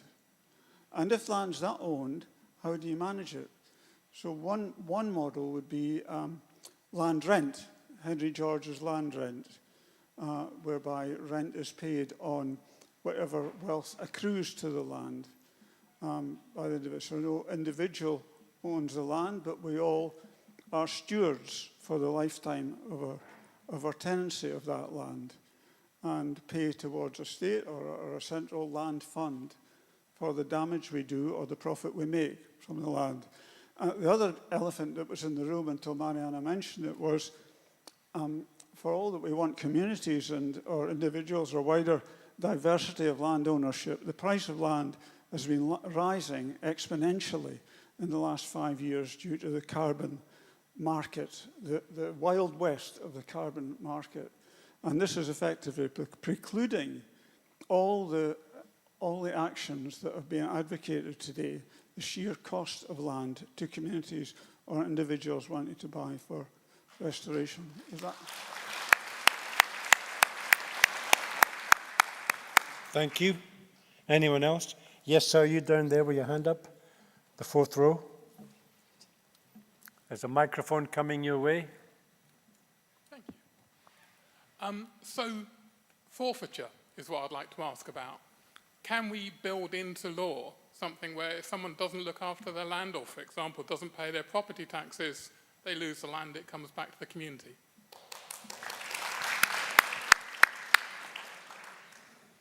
Any other hands up? Yes, there's Up at the top. a lady in the front row, a lady with the white hair in the very front row of the balcony. Hi, I'm not a lady, by the way. Oh. That's okay, you're still welcome. Yeah, I have white hair, yes, that's fine. Some of the panelists have discussed policy, but nobody's discussed a national land, national land policy. From my international experience in Kenya, Lithuania, Denmark, they have national land policies. They create a common vision, they create a policy framework, and they create this journey towards that vision. Scotland works in a policy vacuum. We have very fragmented institutions, land institutions in local government and in central government agencies who don't work well together. They don't share information well together. So my question is, do we need a national land policy for Scotland? Would any members of our panel like to respond?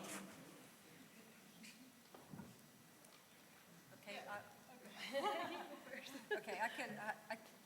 Is this mic on? All right, good, great. Yeah, so a few things. So the forfeiture bit, I can imagine that at this point in time we might run into property rights issues. So that's one bit. On the national land policy, yes, that would be great. I think there are some pieces that are in work. The land register is being developed and is taking quite a lot of time. But I think the other thing, and also to come back to the question about, I think there was a question that touched on land tax.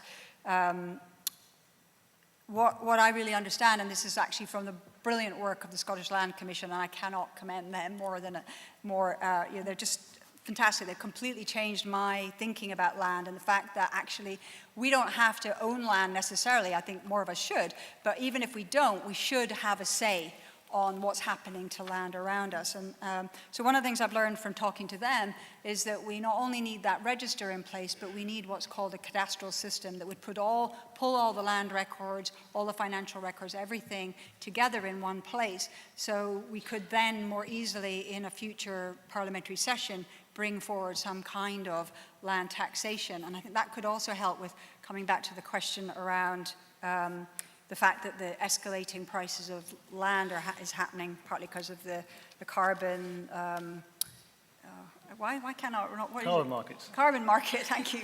The carbon market.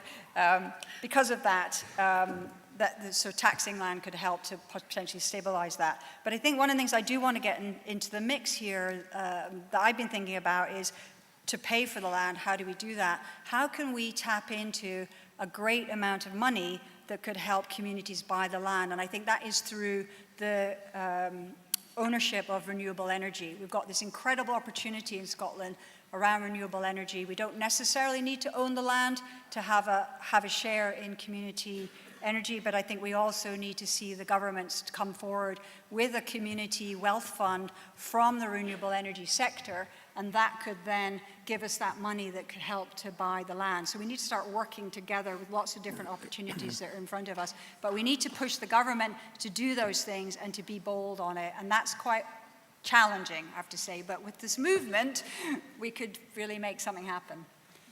Thank you.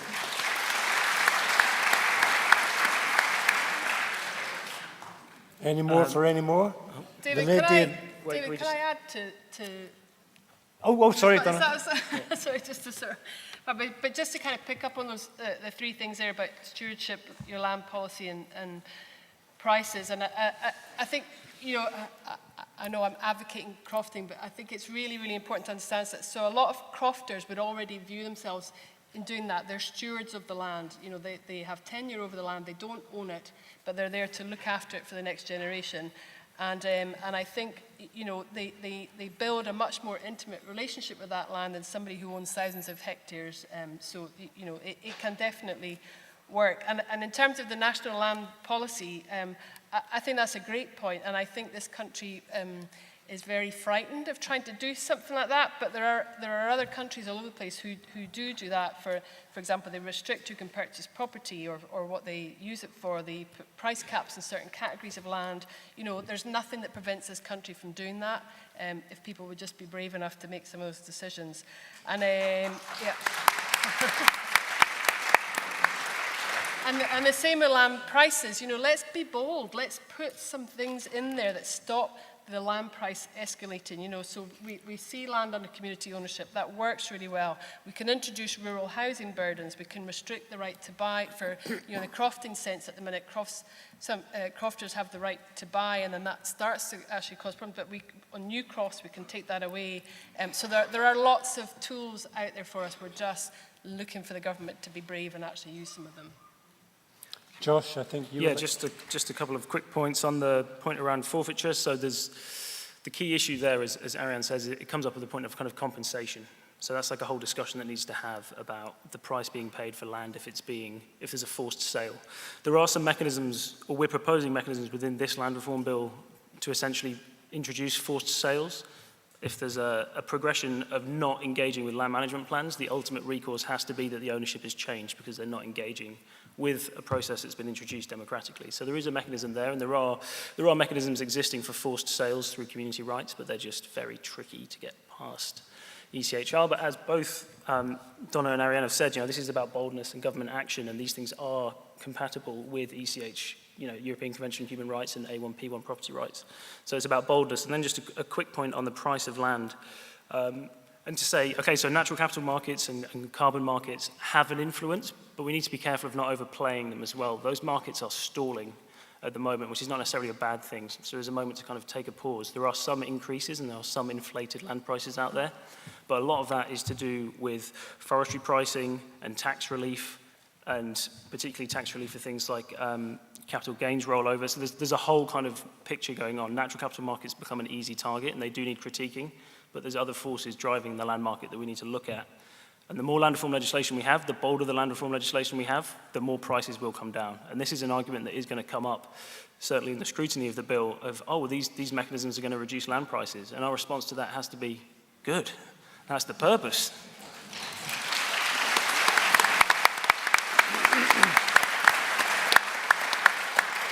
Anyone else? Anyone with a question? No. The lady with the orange and red, very bright top. That's what you've got to do, right? Very distinctive. Thank you. I live in Hoyk in the Scottish borders, very near to Langholm, and it's great to see that the community's taken that on.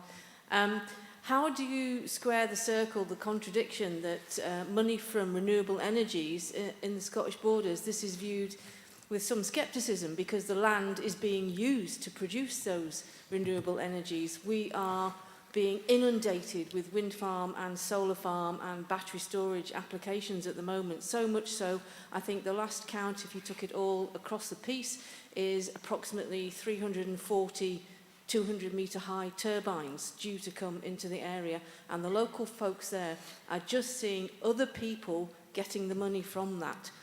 They'll get some community benefit, which is quite frankly a very small amount. However, I have had feedback from communities, I'm a local councillor down there, in that they cannot get their hands on the land because the landowners won't sell it because they're getting so much money from the renewables. So it's a bit of a catch-22, and it's a real hot potato in Scottish Borders at the moment.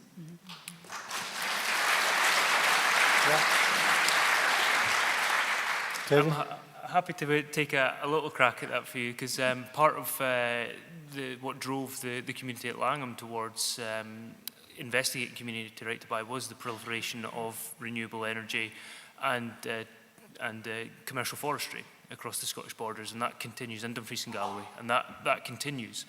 And although we absolutely need to find more sustainable ways of producing energy, it appears that it continues to be the only answer we can come up with as a society is to do that on an industrial scale.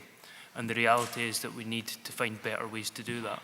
And I think when you ask communities, they can often come up with different ways to do it. And one of the real benefits you have from a community ownership, which ends up in the hands of a community development trust, charity essentially, is that the requirement for the bottom line to be as high as is possible isn't the same requirement. So you can diversify land use easier. You can do things that other businesses and other types of land ownership wouldn't. You're right, the reality in these rural communities, when you get a fund from renewable energy, the long-term difference it makes is not great. And the main difference that comes is where the community then has ownership over that renewable energy. And that's where you can have a slight difference. But certainly going down the industrialisation of our solutions to the problems we've already made, I would suggest is maybe not the best approach to it.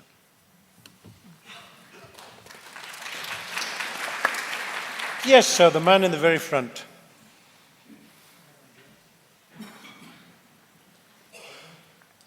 Thanks very much. My impression is that this is the cart before the horse. There is not one person in this hall, there is not one person in Scotland who basically knows how much landowners, whether they're public sector or private sector, would give up if they didn't get an economic return on their land and their land became a liability.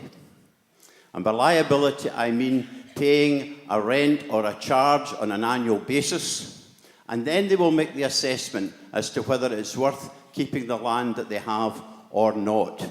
And that should be the first thing. That should be the first thing that we should consider and find out before we create bureaucratic structures which basically skirt round the issue of land. Because if we knew how much land landowners were prepared to release, dispose of to the Scottish Government or to communities or whatever, then we could then move on from there.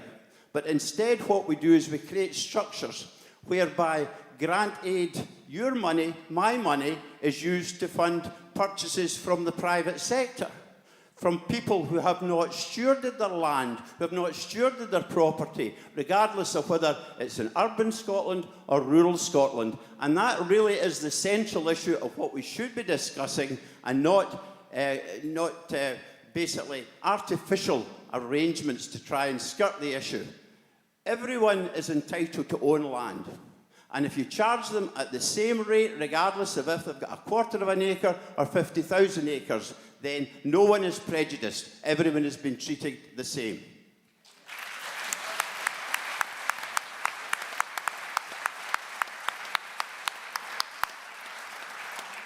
Folks, we have time for one more. The lady in the green, the centre.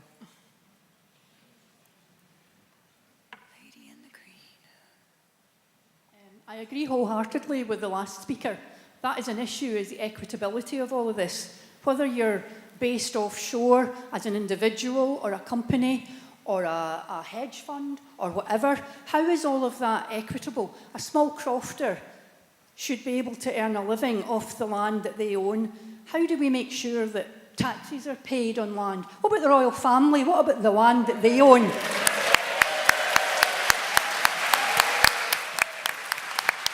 I've heard many times that the royal family seem to evade being treated in employment issues the same as anybody else in this country. Can we ensure that landowners, including them, are held to account and are fairly charged for the land they own.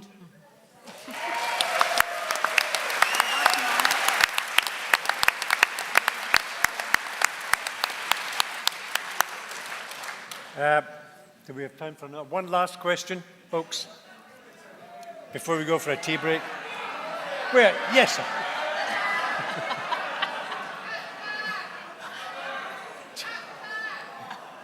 Obviously, we've mostly been talking about land, but someone did mention sea, so quick question. After the recent debacle around highly protected marine areas, is there anything in the pipeline to ensure that everyone has equitable access to live and work on the coast without compromising environmental protections? Panel, any response? Thanks for that question. So the Cabinet Secretary for, well, I can't remember what her title is. They've got such long titles. Net Zero, that one. Net Zero and Energy and Transport. June 2023, she made the statement about highly protected marine areas.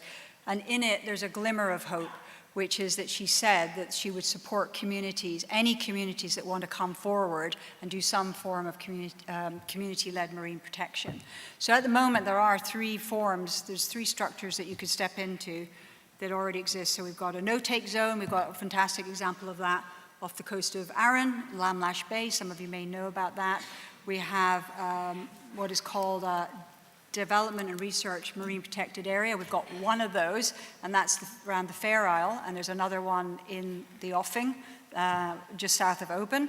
And we also have volunteer marine reserves, and we have one along the coastline at from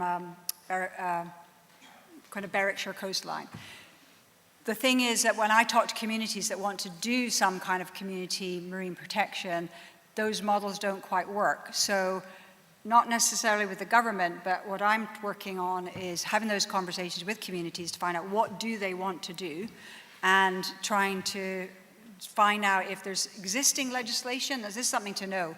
We've got lots of legislation, but not necessarily all of it has been enacted or activated. So I want to find out if there's existing things that we could use in planning law and that kind of thing.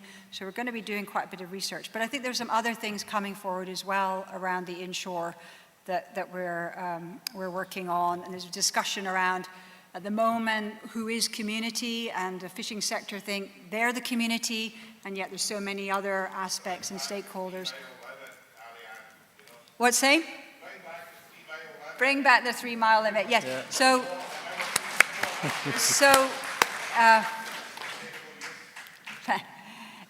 So the thing about the 3 mile limit, what I understand from talking to the RC's coalition, is that that limit doesn't necessarily need to be all the way around Scotland, and there are some places where I've had deep discussions about it, and it would be very difficult to bring it in. But absolutely, on the west coast of Scotland, a 3 mile limit would be a great thing. But the other thing is how do we have governance systems? So in England, they have, sorry, this is becoming a much longer answer. It's a problem when you know a little about something. So in England, they actually have something attached to local authorities that has all stakeholders in the marine space coming together. And that's something I'd like to see happen in Scotland. So there is things. But I also want to say, let's push for the Scottish Land Commission to have domain or whatever it is, to be able to go into that space and look at our Crown Estate-owned land under the sea. Let's have the Scottish Land Commission do the great work that they already do on land in the sea. Thank you, Ariane. Folks, we're now going to have a 15-minute break, so we will see you back for the second half of it. Thank you. 10 to actually. 10 minutes, is that all right? Just That's not going to be enough for them to get out and have a coffee and come back in again. That's good. We'll buy it back. You're right. That's fine.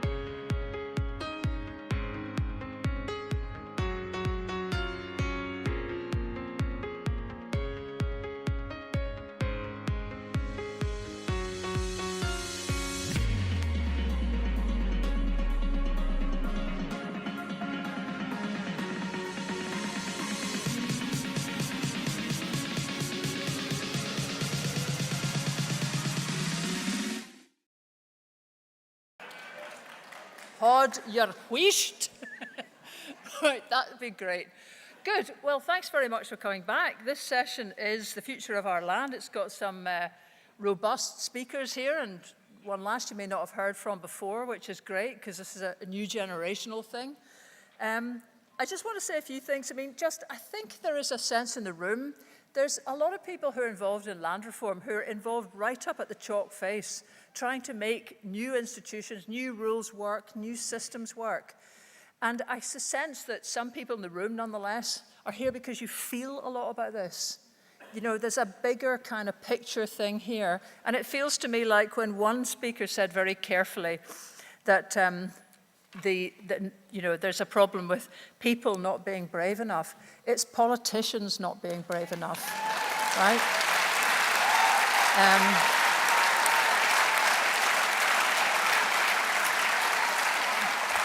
When we're hearing the call for the forfeiture of land rights over neglect, there's a very good question. It's good to hear that some of those mechanisms may be working their way through the new land reform bill. But I think a lot of people would just say, do it. Now, okay, there's going to be the ECHR is rumbling around the back of everything, the Convention of Human Rights. But I'm old enough to remember minimum alcohol pricing being something that was described as impossible. It was never going to be accepted by anything legal. And the Scottish government took that one between the teeth, went through every court in this country, went through the European Court, went back to the Supreme Court, had the whole of the alcohol industry ranged against it, and won. So the point is, if you can do it once, do it again. And do it on something that people really care about, which is this.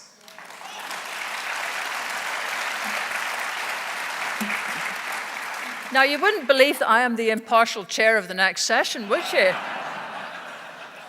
But just while we're at it, one last wee thought. I made a film about Denmark recently, and it's online if you want to have a wee shifty. It's free to watch. Anyway, it was being shown at the Cameo Theatre in Edinburgh, and there was someone from Denmark who got up and said that she had a problem because as a Danish citizen who isn't currently living in Denmark, she couldn't even get a small second home. And the audience erupted in applause. Not for her plight, which she just kept being really annoyed she couldn't seem to get over to people, but for the idea that a country would just decide its own citizens couldn't own land if they didn't live there. Now, the amount of rules there are around, which were suggested, already by one of the other speakers, there are lots of rules around. Norway doesn't let you buy a first home unless you're already on the electoral register. Sweet. So that really stops people swinging in from outside. It also, Denmark and Norway, restrict productive land purchase to people who've done 5 years at agricultural college. I don't know if the Duke of Buccleuch's got time on his hands. We're not living in a vacuum. The only vacuum we're living in is a country that has not already done this so often, so long ago, that it's become normal. Here we all are bending ourselves out of shape just because we're trying to catch up with where other countries were 200 years ago, where weirdly, Napoleon's something to be thanked for, the Napoleonic Code. 1801, it meant equal rights of inheriting land everywhere except here, where we still don't. So there's plenty obvious stuff to do. That's enough for me. I'm now being an impartial chair. Right, so all parties were invited to take part in today's event. It's obviously coming on Remembrance Sunday. It's a bit difficult for many politicians to be here. So our first speaker is virtual. It's Rhoda Grant, who's Labour MSP for the Highlands and Islands. She's represented that since 2007 and has served on the Rural Affairs Committee, which did work on the recent grouse moor bill. So virtually, take it away, Rhoda. Can I thank you for the invitation to address your conference and apologise for not being with you in person. I'll be laying a wreath at the Remembrance Day service in Inverness, and because of the distance involved, I can't be in both places, so I'm really grateful to have the opportunity to address you by way of video, and I also look forward to hearing the feedback from your conference. It's tempting to use this slot to provide a critique of the current land reform bill and how we should amend it, but I don't want to do that because I believe we need to look at why land reform is important. Land ownership is an economic question and goes beyond the question of land use. We need to be alert to the economic consequences of our skewed land ownership pattern, which concentrates power and wealth in very few hands. And we know that Scotland has one of the most concentrated patterns of land ownership in Europe. And therefore, if we want an inclusive economy with opportunities spread more widely, land ownership patterns need to change. Land ownership brings rights and powers, but it also should bring responsibility, and that responsibility should encompass those who live and work on the land, and also the potential of the land to bring the community wealth and growth. And we've seen community land ownership really work, where changes are made for the greater good. They bring economic growth and repopulation to our areas, and indeed invest in future generations. And I think that is so important. And land ownership patterns in rural Scotland highlight the disparity in rural land ownership. It can be seen quite easily if you look at a map and see the great swathes of land that are in private hands, and it's pretty stark. But the patterns of land ownership are equally important in urban areas as well as rural areas. And sometimes that imbalance can be seen where large areas of a town centre or a town are owned by one entity and that owner is not taking their responsibilities seriously. But it's not always that obvious, because it's not just the pattern of ownership itself that causes the problem. It's how the land is managed, and whether it's managed for a small number of people or whether it's owned and managed in a way that enriches the whole community. The disparities are far more difficult to see in urban areas, because someone can sit on, say, a brownfield site, manage it in a way that devalues the land itself, and it begins to look worthless. However, if it were held and managed differently, it would provide wealth to the community through the provision of homes and employment. And therefore, we need to view land reform and its potential of what it can deliver to us as communities as well as a nation. And it shouldn't simply be about the large tracts of land changing hands. It has to be about accessing smaller areas of land as well for communities, what they may need for homes and for businesses in their own local areas. It's about enabling those communities to access land for the good of the wider community, and therefore land reform must be about public interest and how we prioritise the use of land for the greater good of the whole of society.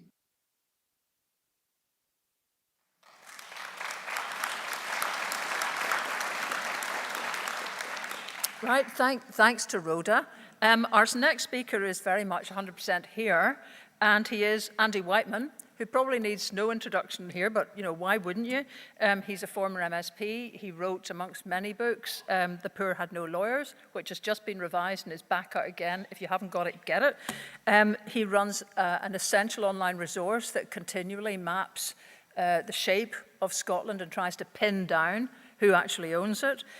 He's very respected as one of Scotland's, probably the foremost expert on Scottish land reform, and has been a great friend to this Revive coalition since its launch in 2018. Would you please welcome Andy Whiteman?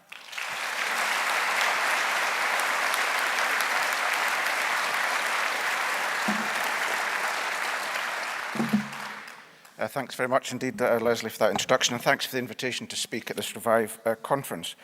I got interested in the land question, as some of you might know, when I was at university studying forestry, and this was when, as this picture illustrates, there was the controversy over the afforestation of the peatlands of Caithness and Sutherland. And I reflected recently on what lessons we've learned from this clear environmental folly. And I concluded that, yes, we've learned some. The value of peatlands as a carbon store now is well recognised. This area is now a World Heritage Site.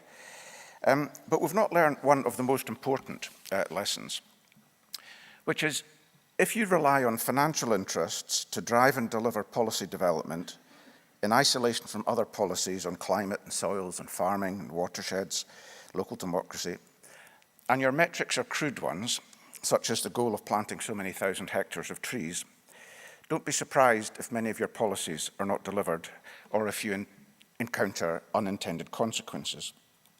And my argument today is that nothing much has changed since the days of the flow country. We still have an essentially unregulated private market, and it's still driving public policy instead of the other way round. But first of all, it's really important if Revive is going to run a campaign on land reform to understand what land reform actually is. And we saw a graphic earlier about the fact that over 50% of the population know nothing about it at all. To my mind, it's about three things. It's about land tenure, which is the basic rules governing how land is owned, how it can be transferred, sold, inherited, etc. It's about land ownership, and that's the nature and pattern and characteristics and the culture of those who hold rights defined by the tenure system. And of course, it's land use as well, the way the land is actually owned. Or more straightforwardly, it's a system of power. Land tenure is the way in which power is defined, ownership is the way in which power is distributed, and land use is the way in which power is exercised. Now, of course, we as a society, we define all these things. We define the tenure system. It's up to us to define what that is. We can determine ownership patterns as much as we like, and we can regulate land use. So fundamentally, this is a question of land governance. It's about capturing the whole system by which decisions about land are made, including by government. And ultimately, the goal should be to democratise land. Now, there's a useful definition provided by the Land Reform Review Group, which published its report in 2014, which defined for the purposes of that report, and I think it's a useful definition, land reform as being measures that modify or change the arrangements governing the possession and use of land in Scotland in the public interest.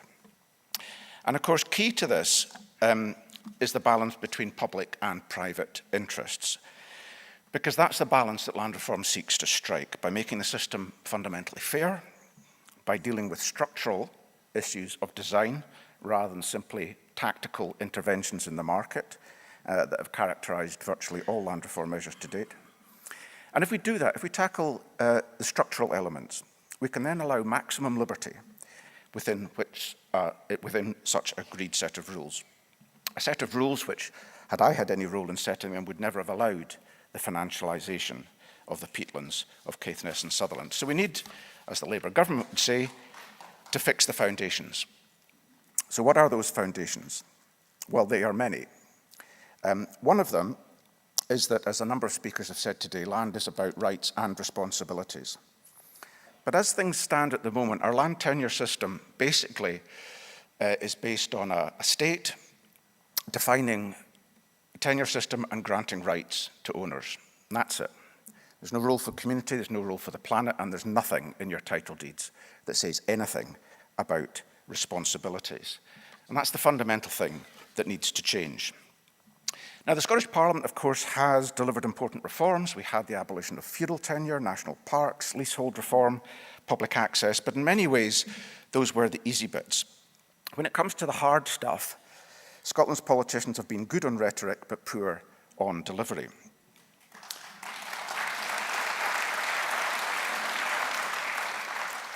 Back in 1998, when the Land Reform Policy Group was working to deliver a set of proposals for the establishment of the Scottish Parliament, the claim for the community right to buy was that it would greatly empower communities and it would effect a rapid change in the pattern of land ownership.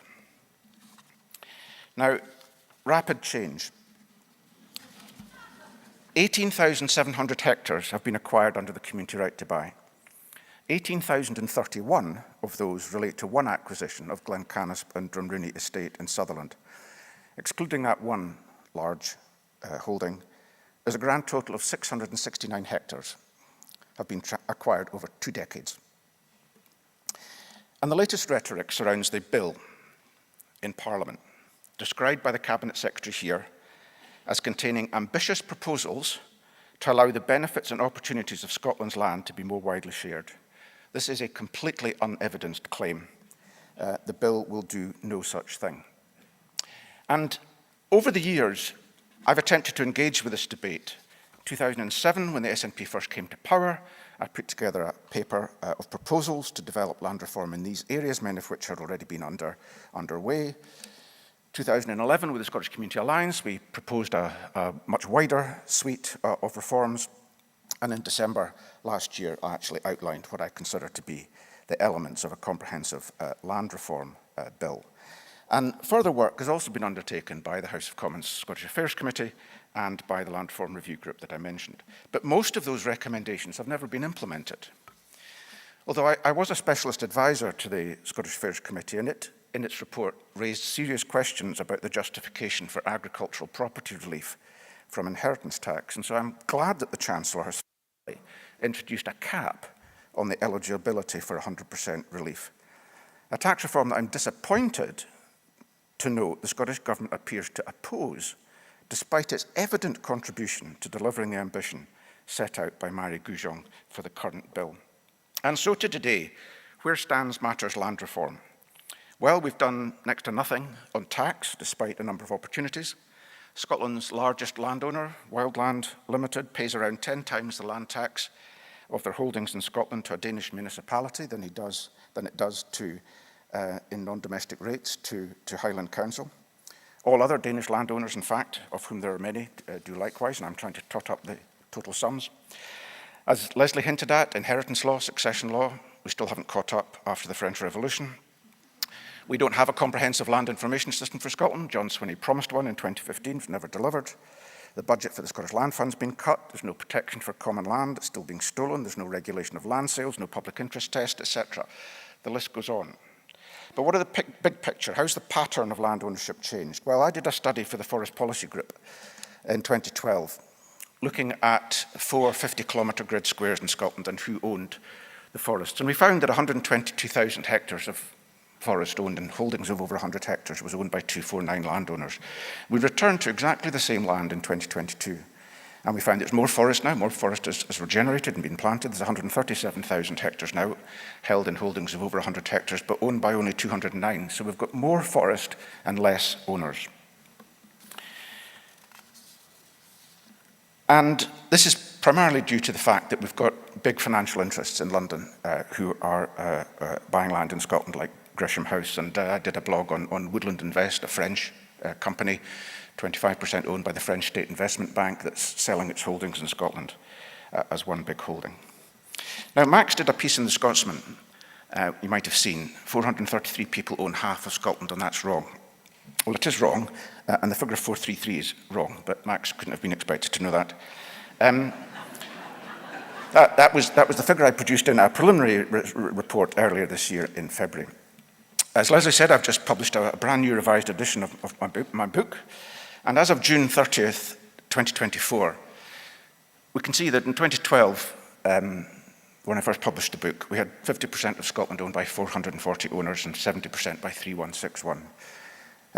This year, June 24, it's 50% owned by 421 and 70 by 2589. So all the evidence suggests from this, and this corroborates the forest study, which was on exactly the same area of land, is getting more concentrated. In other words, land reform, to the extent that it intends to diversify land ownership, is failing, or simply not happening. And so it's quite ironic that the Duke of Buccleuch has redistributed, through sale, more land than has been transferred by all the various land reform measures introduced over the past 25 years of devolution.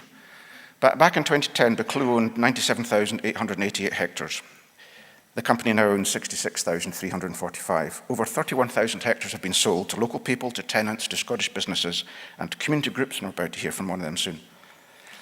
However, the community right to buy, the tenant-farmer right to buy, asset transfer legislation has been responsible over the past 25 years for around 30,000 hectares.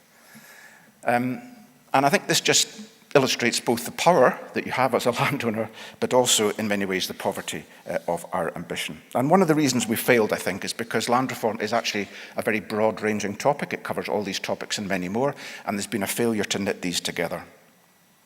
So in terms of a vision, everyone who needs land should have land.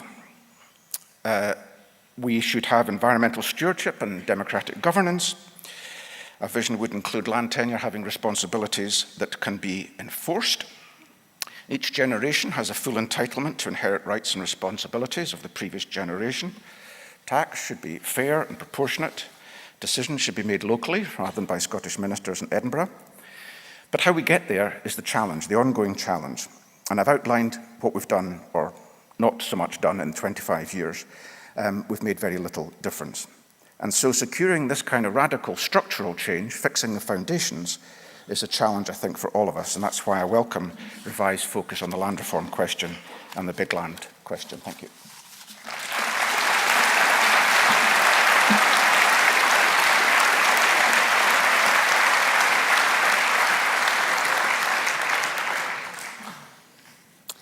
Thanks, Andy. Can't help saying what a miss to the Scottish Parliament. But anyway, right.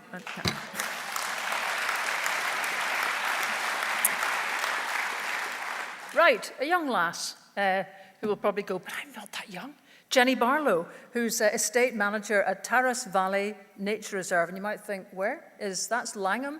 That happened in 2022, that buyout. Her role is to oversee all land-based activities and operations on the reserve, including restoring damaged peatlands, preserving ancient woodlands, planting new native trees, and such. Her background is delivering environmental projects, land management, and community development. Please give a warm welcome to Jenny.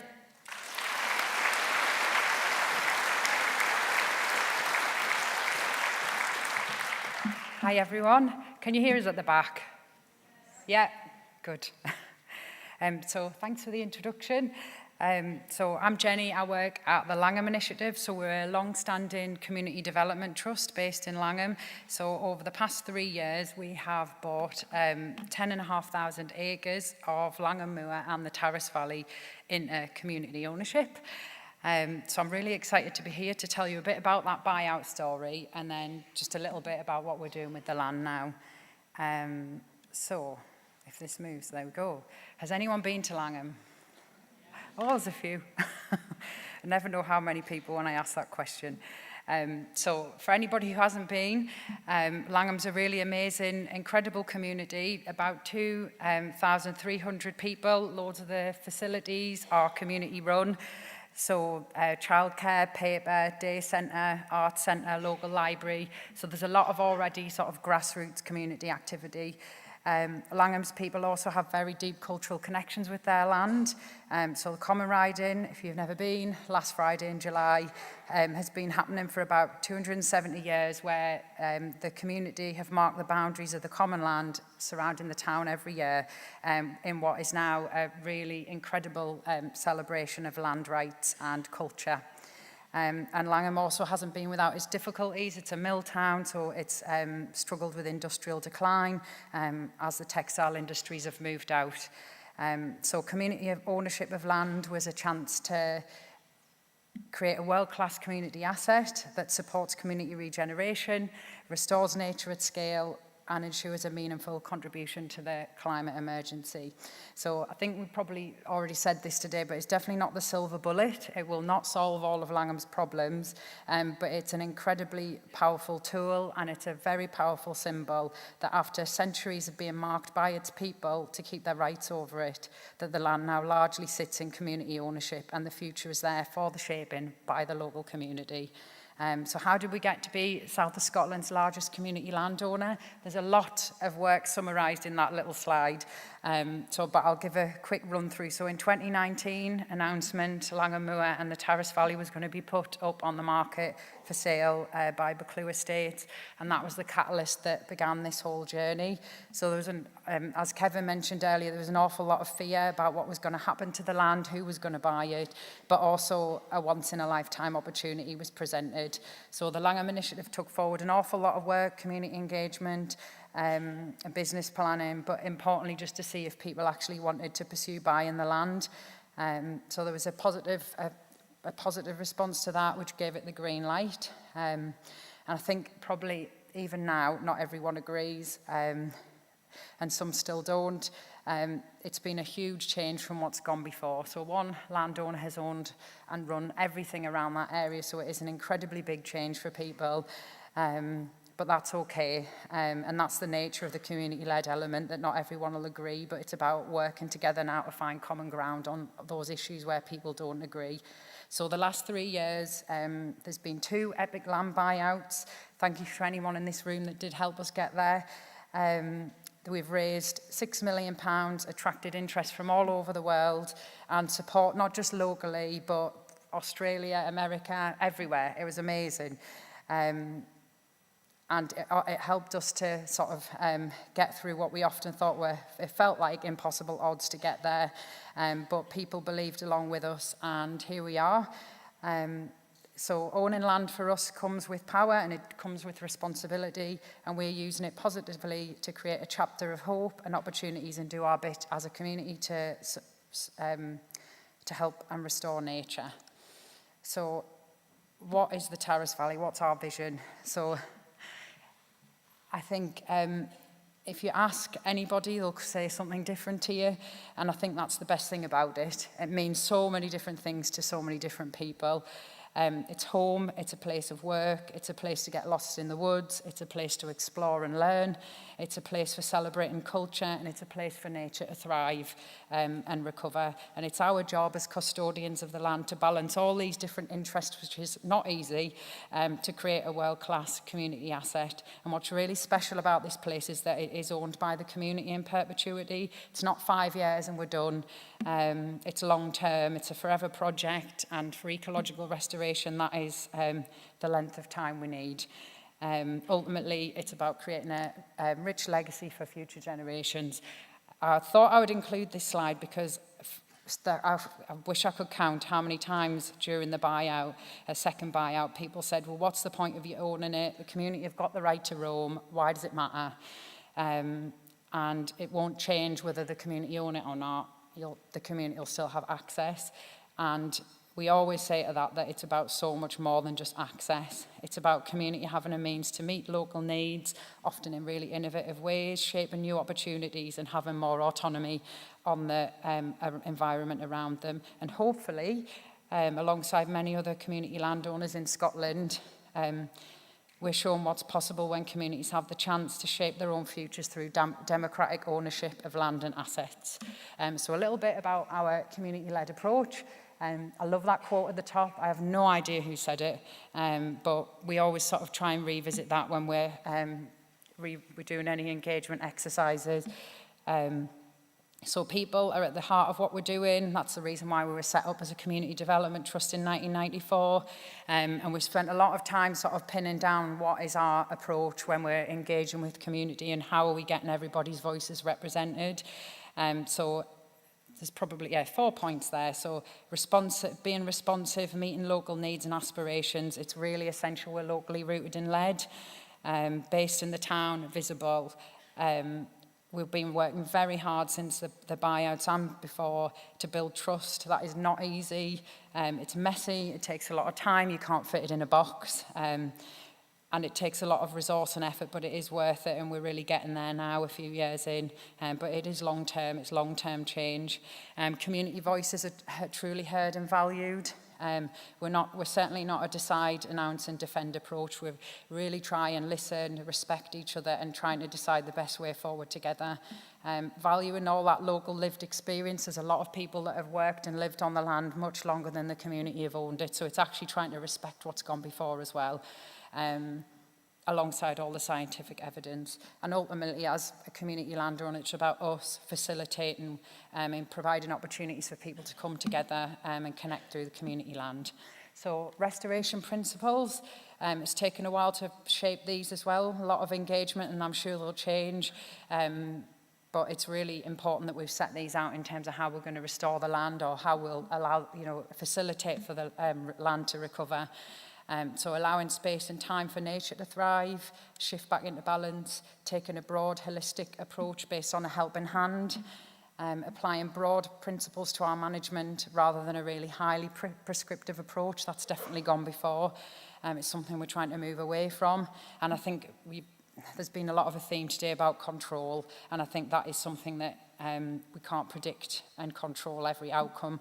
Working with nature means we have to accept uncertainty, but we can be really certain about the approach we're taking. So a little bit quickly on what underpins our work. So we've got 4 pillars that underpin our work as a community landowner, and these help us to provide a really important parameters. These have been really clear from the beginning during the buyout, to provide that really sort of clear mission as we're going forward. So people are at the heart of our work, so it's about empowering and connecting people with the land. Nature, large-scale ecosystem recovery, climate, doing our bit for the climate emergency at a local level, and sustainability, probably one of the most important ones, about running responsibly, so we are here for the long haul. So very quickly, a little bit about each one of those. So people. So as the land, for us, it's a core regeneration tool. So it's really important that Langholm feels its economic and social benefits and just the wider opportunities that come from the community owning the land. So last year we put over 160,000 into the local rural economy. It doesn't sound like much, but it's a small area, so it does make a difference. We supported 53 local businesses and contractors with our operations, as well as those more direct impacts, indirect impacts of encouraging visitors and groups to use local facilities like hotels, catering, venues when they were here. Over 1,500 kids and young people have been on the reserve since we bought it, so that's everything from nursery to school leavers. So all local children get hands-on experiences with the land and nature, and we've spent an awful lot of time diversifying our community engagement activities to get people involved that haven't been involved before, so that we try and broaden out who's got a voice and trying to encourage them. So woodland yoga, dark skies, film screening, volunteering weekends, everything. We provide 5 homes for people in the process of refurbishing another one for a local home, and improving visitor facilities. Nature. So we want to take a full systems approach to restoring ecosystems in the Taras Valley. So this is everything from regenerating woodlands, restoring peatlands, lost wetlands, regenerative grazing to really encourage that dynamism back in the landscape, all to help maximise biodiversity and ecological abundance. Climate. So our priorities here are, it's enhancing the lateral resilience of the land through restoration of nature and contributing to local energy and food security. So, for example, this winter, we finally got the approval from Nature Scott to go ahead with 36 miles of ditch blocking on our peatlands, and food growing. That's been a massive, massive part of our feedback from the community since the buyout. So we're scoping community food growing facilities and a wild orchard network. Last one, sustainability. So biggest aspiration for sustainability is working towards financial resilience for community land through development of sustainable and diverse income streams. So we are here for the long haul. So this includes sustaining core community outreach with paid experiences, visits, tours, diversifying our upland hefted sheep farm, so post Common Agricultural Policy and with the subsidy changes on the horizon, although we don't really know what they're going to look like, we have a really amazing opportunity to show a different way with regenerative agriculture and regenerative grazing, which helps to restore the land but also provides all those local benefits as well, and also looking at opportunities for our empty properties, so where we can look at sustainable tourism ventures and business units. So last slide. We're always asked, so this is the Upper Valley, Upper Taras, and we're always asked when people come up here and we have visitors, what's success going to look like here? How many birds are you going to have? How many trees are you going to plant? How many hen harriers are going to live here? What's the land cover going to look like in 50 years? And while all those questions are really important, it's actually about the people.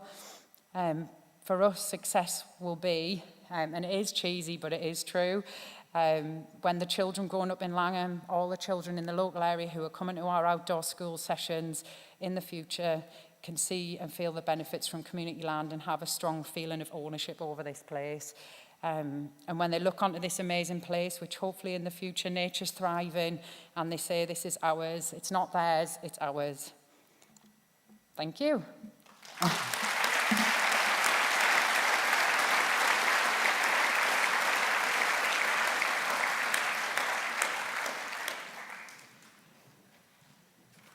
Thanks, Jenny. So, last not least, is Robin McAlpine, the Head of Strategic Development at Commonweal. Robin often describes himself as a policy wonk, which I think is an odd word. He is a genius political strategist. He's an author. He used to be a journalist. He still kind of dabbles. He lives in rural Scotland. In fact, it occurs to me that we all do, funnily enough, and has led work in the Revive Coalition that looks at alternative land uses and has shown that thousands more jobs are possible with land reform. Commonweal has developed the world's first fully costed Green New Deal and has been key in influencing Scottish Government policy like the new National Investment Bank. So, please, a warm welcome for Robin McAlpine.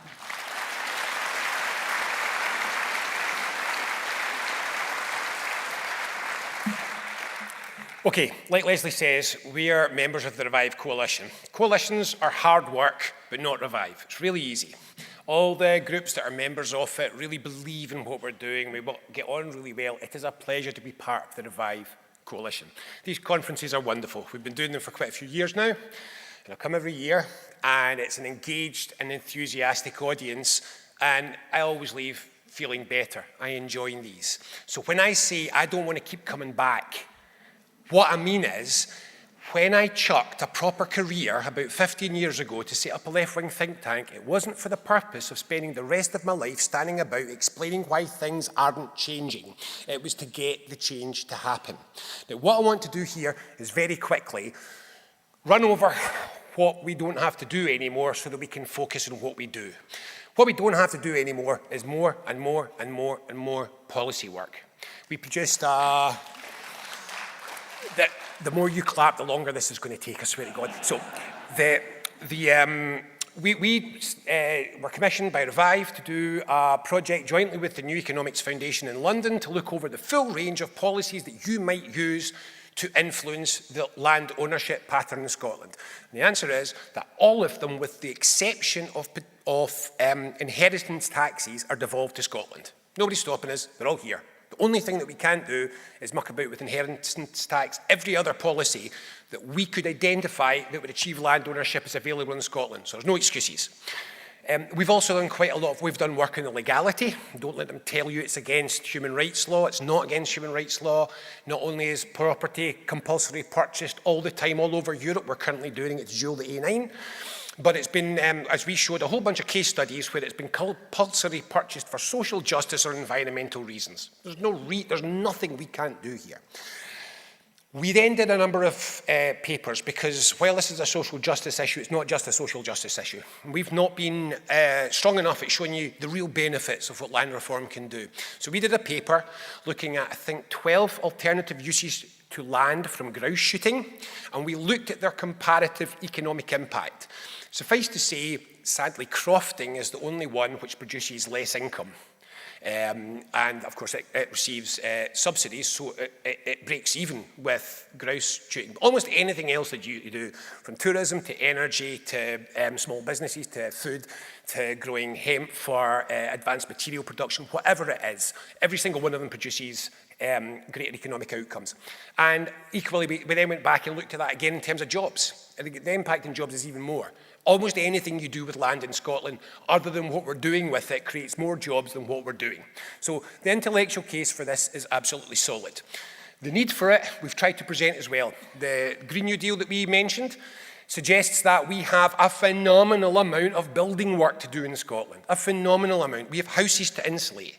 Most of our houses still need insulation. We have a lot of construction to do. We need to change how we build. We need to change how we live. We need to change how we do things. We need to move away from damaging, environmentally harmful products to organic and regenerative ones. We have got all the wood that we need to have an advanced timber, an advanced plastics, an advanced materials industry to help us get to where we need to get to. Our need is great. The economic outcome is good. The employment outcome is good. And the policy capacity to make this happen is all there. There is no more work we need to do to show that this is possible, achievable, or desirable. What we need to do is to make it happen. I don't want to keep coming here. I don't want to keep doing this. I want things to change. You will perhaps have picked up that it takes a bit of effort on my part to dampen down my natural enthusiasm, shall we call it, to present myself as people expect you to be presented in the corridors of power these days. And I'm a bit tired, because being polite hasn't been enough. It's not been working. We ask politely and nothing happens. So how do you change things? How do we change things?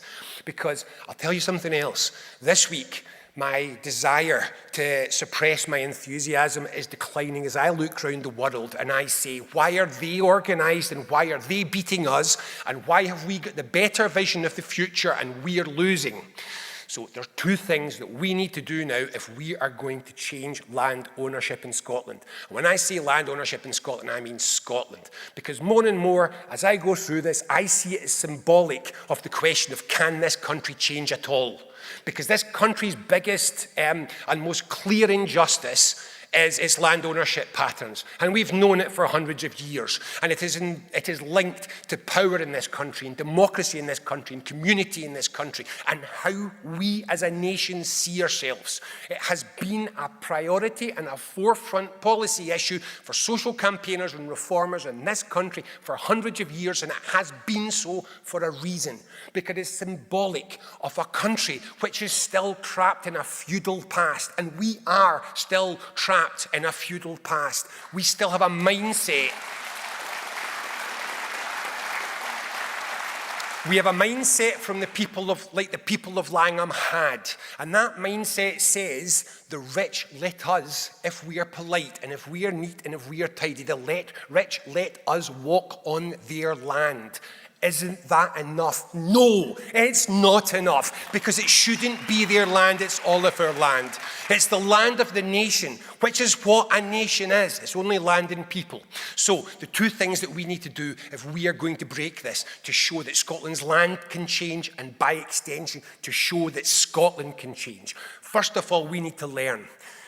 The right wing is not, the far right across Europe is not winning purely because of racism or immigration or any of these issues. It is winning because it's coordinated and organised.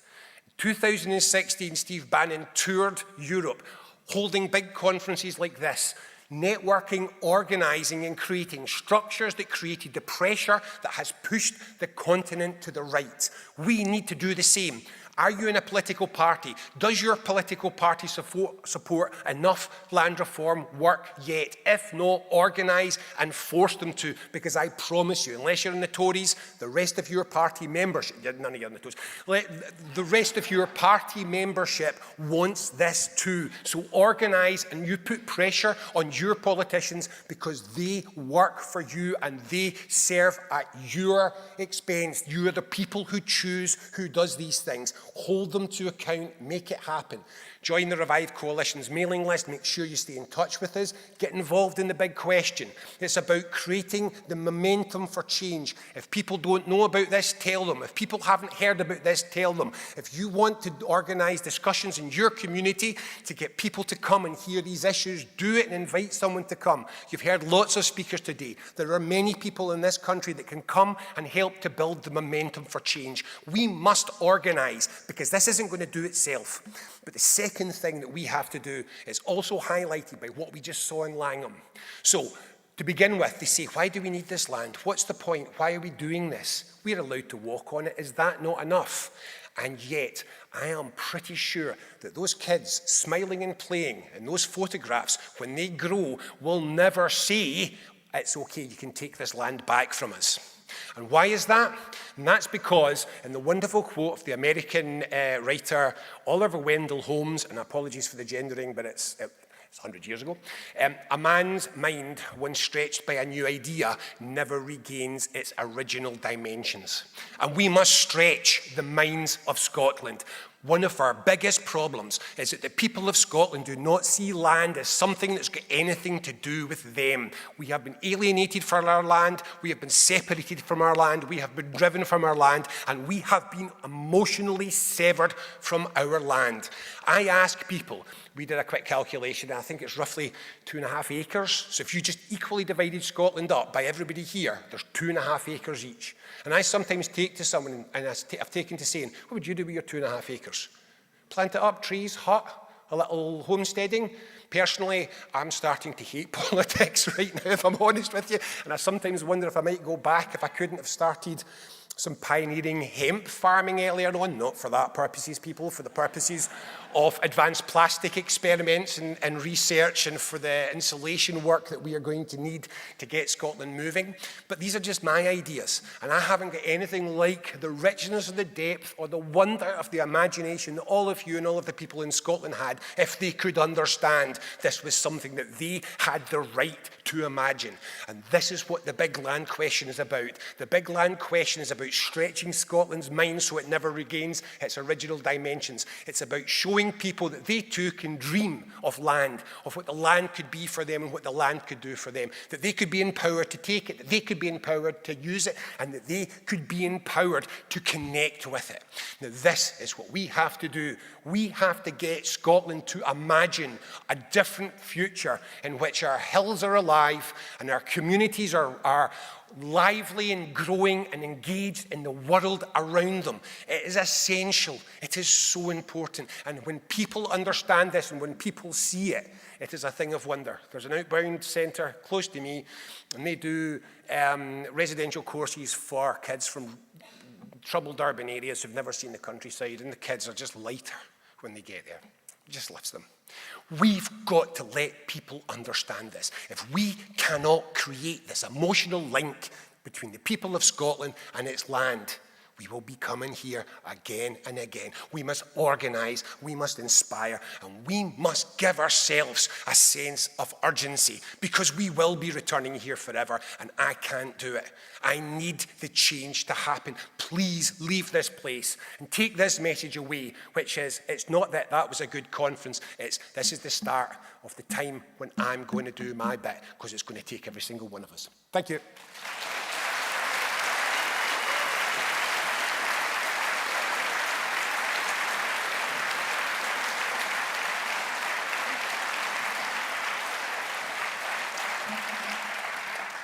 Righty, so now it's over to you, folks. And can I just say, after you've had two guys ranting, and they will, I'm seeing you already, Ron Greer, right?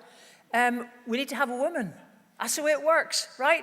So come on, gals, get ready to kind of limber up. So, questions, where are you? Where's the folk with the microphones? Right, you just run past somebody, or you're just running to get the microphone. That's all right, you're allowed to do that. Is there someone on this side of the room with a microphone? Come on, folks, snappy, snappy, snappy. Right, the lady here, can you get the last here? Right, let's have you first and say who you are. Hello, this is a question for Andy Whiteman or anyone else who wants to answer.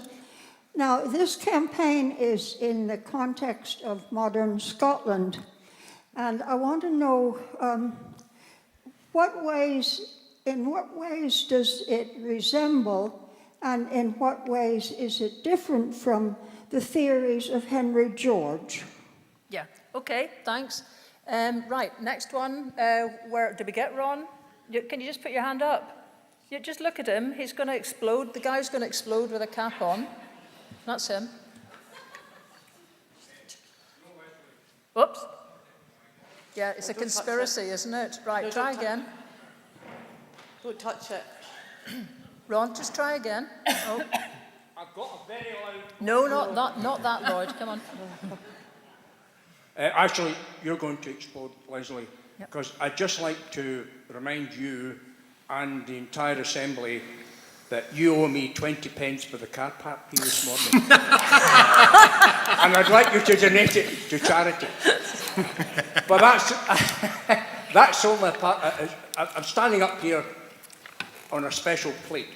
If you look at the photograph you have up on the screen, just at the place where it says people, below it is a body of water.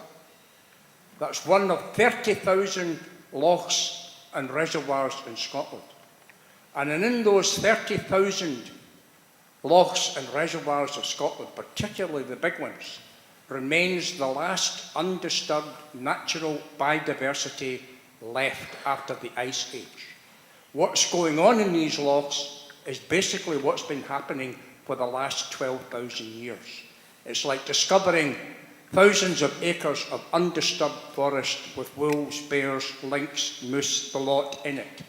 But unfortunately, they are now under threat from climate change, from irresponsible people planting non-native fish, and even from some of our renewable energy policies, especially in relation to pumped storage reservoirs. They are an ecological disaster. So, Ron, just get to the question now. The question is now, are we going to take these lochs and other freshwater bodies as seriously as we do the land? They're just as important to the land as anything else on dry land itself. So the plea is, would Revive please put the freshwater into the equation? Thank you. Yeah, okay. Right, behind you. Thank you. I've been out of the loop of land reform for like nearly a decade, right? And and it feels really weird to be back in this room, and it feels like nothing has changed. Like, what's been going on? So actually, I'm just my question is very, very simple. Maybe you can bring me up to speed and tell me what you think has been going on politically in Scotland. It feels like a very weird political time in Scotland. But what has been going on politically? How would you characterise what's been going on in Parliament that so little could have happened, and that this new bill seems to be so lacking, and that Rhoda Grant would come on and say, I could talk about the critiques of the bill, but I don't want to. So just your opinions on that. Enlighten me. Right. No, okay, that's fine. Right, nice little question there. And then this gentleman here, and we'll then have everyone in the panel. Thank you, Lesley. I wonder if many people in this room have not been hearing about the land taxation or the inheritance taxation for farmers these days. And an awful lot of the great whinge moaning going on about, oh, this is not good for family farms. Family farms are what they say. It's a family in a farm. But I put it to perhaps Andy here, if he could find out, if he doesn't know already, the statistics showing that there's been a rapid increase in the amount of land owned by a rapid decrease in the number of people owning the land over the 10 years period that you gave. And one of the reasons for this is it's quite easy for farmers to dodge tax by buying more land, or by buying, you can see the way the books are going, and they say, right, I'll buy that piece of machinery this year, and I'll have a very poor income if I do that. But what's he done? He's invested it in a piece of capital, either by the land or machinery or whatnot. So, don't be, please, public, listening to what you've been hearing this week or reading this week. Farmers have been buying farms. Family farmers are being extended in their farming estate value at the expense of the number of farmers who own farms, if you get me. Right. Andy, could you confirm whether this is the case in the change in the... Yeah, we've got the gist. Thank you very much. That's grand. So we've got basically the question here about, does anything of the visions that any of you have conform with Henry George's outlook, which would require you to summarise it or not? The second from Ron, which is lochs are missing. Can they be inserted into Revive's vision? None of you sort of Revive spokespeople, but you can have a view. Jen was saying essentially frustration, political progress, there seems to be so little. What the heck's been going on? And the last question was the inheritance tax changes for farmers. Essentially, are they not exactly at it, but yes, something like that. So, right, let's start with Robin and work this away, and just contribute to whatever you want to answer. If there's stuff that doesn't float your boat, leave it. I know not enough about Henry George to answer that one, so I'm just going to answer a couple of them. So first of all, in the water and the lochs, I seen them as part of the same thing. I went to see a wonderful Forestry and Land Scotland land management and rewilding project in the Trossachs, and one of the most interesting parts of it for me was the water management. I hadn't realised there's so much to it. What's called riparian areas greatly affect that's the areas around about a body of water. They greatly affect what happens in the water. Are leaves falling in it? Are animals coming in? Does it have shade? All these sorts of things. If you manage land well, and if you manage your wider environment well, your lochs will be healthy. But absolutely, there's no part of the land which is separate from the other parts of the land. We've got to see them as a kind of a collected body. In terms of what's been happening, well, you see, this is the bit that's my area. So I'm a political lobbyist by trade, and I can tell you exactly what's happening, which is the politicians, if I was being generous, are being trapped between the landowners' lobbyists and their own parties. So their own political parties have been pushing them again and again to do more in land reform, and the lobbyists have been pushing them more and more to not do anything. And the simple answer is it's less bother to ignore your party than to fight the landlords, and that's the basics of land reform in Scotland. And I'm not speculating about this, I'm talking about people in Cabinet have spoken to me about this. So what we've got is a lack of courage. We've got a lack of courage to take on the landowners and a path of least resistance sort of thing that's going on. Now, if you want to know why we're not talking, I'm not talking about it. Nobody's talking about the current land reform legislation in the way that no one's talking about the last lot or the lot before that. So this is the third lot in a decade. It's because none of them work. As I keep pointing out, if you keep passing legislation and land doesn't reform, your land reform is not, it's not land reform legislation, is it? It's something else. So to give you an idea about why we're not talking about it, let me paraphrase this conversation. This is us talking to civil servants. In your bill, any sale of land over 3,000 hectares could be called in by the Scottish Government to assess whether it's in the public interest or not. What happens if the landowner splits up into two lots of 1,500 acres? And the civil servant basically said, oh, those wily landowners, what are you going to do? You just can't. But you put the loophole in. You built this into your legislation. You know it's not going to work. You've designed it so it won't work. This is the problem. This is the difficulty. And on the inheritance tax, because I want to wrap that, just to finish on that, this is the point. When you do things piecemeal, the little things you do get picked off one at a time. That's the difficulty with incremental change. You fight each increment. If you do it as a package, you're fighting for your package.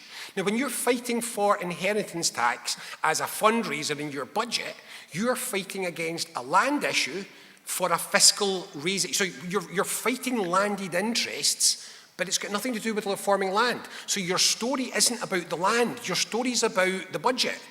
And so you're seen as penalising somebody for the budget. You've got to make it about land reform. You've got to say, the reason we're actually doing this is because we want to see more diversification. And yes, absolutely, I've lived in a rural area my whole life, and the area I come from is small family farms. It's very hilly, it's not suited to big farms. But I can just tell you, over my lifetime, farms never split up, but they do consolidate. They never split up, they do consolidate. So no, if we keep going, small farmers are going to disappear. So what we've got to do is package this into a measure which is about achieving the outcome. And the outcome is actually inheritance tax to protect small farmers, not to hit them. It's the big farmers that are the problem, and it's the big landed interests that are the problem. But if you don't package it up and make the case, you're going to be fighting little measures here and there, and that's the problem. So you've got to do it as a package. If you tried to build the NHS in increments, you'd never have managed it. You've just got to say, here's our vision for a universal healthcare system, and if you want land reform, you say, here's our vision for reformed land in Scotland, and you fight that fight.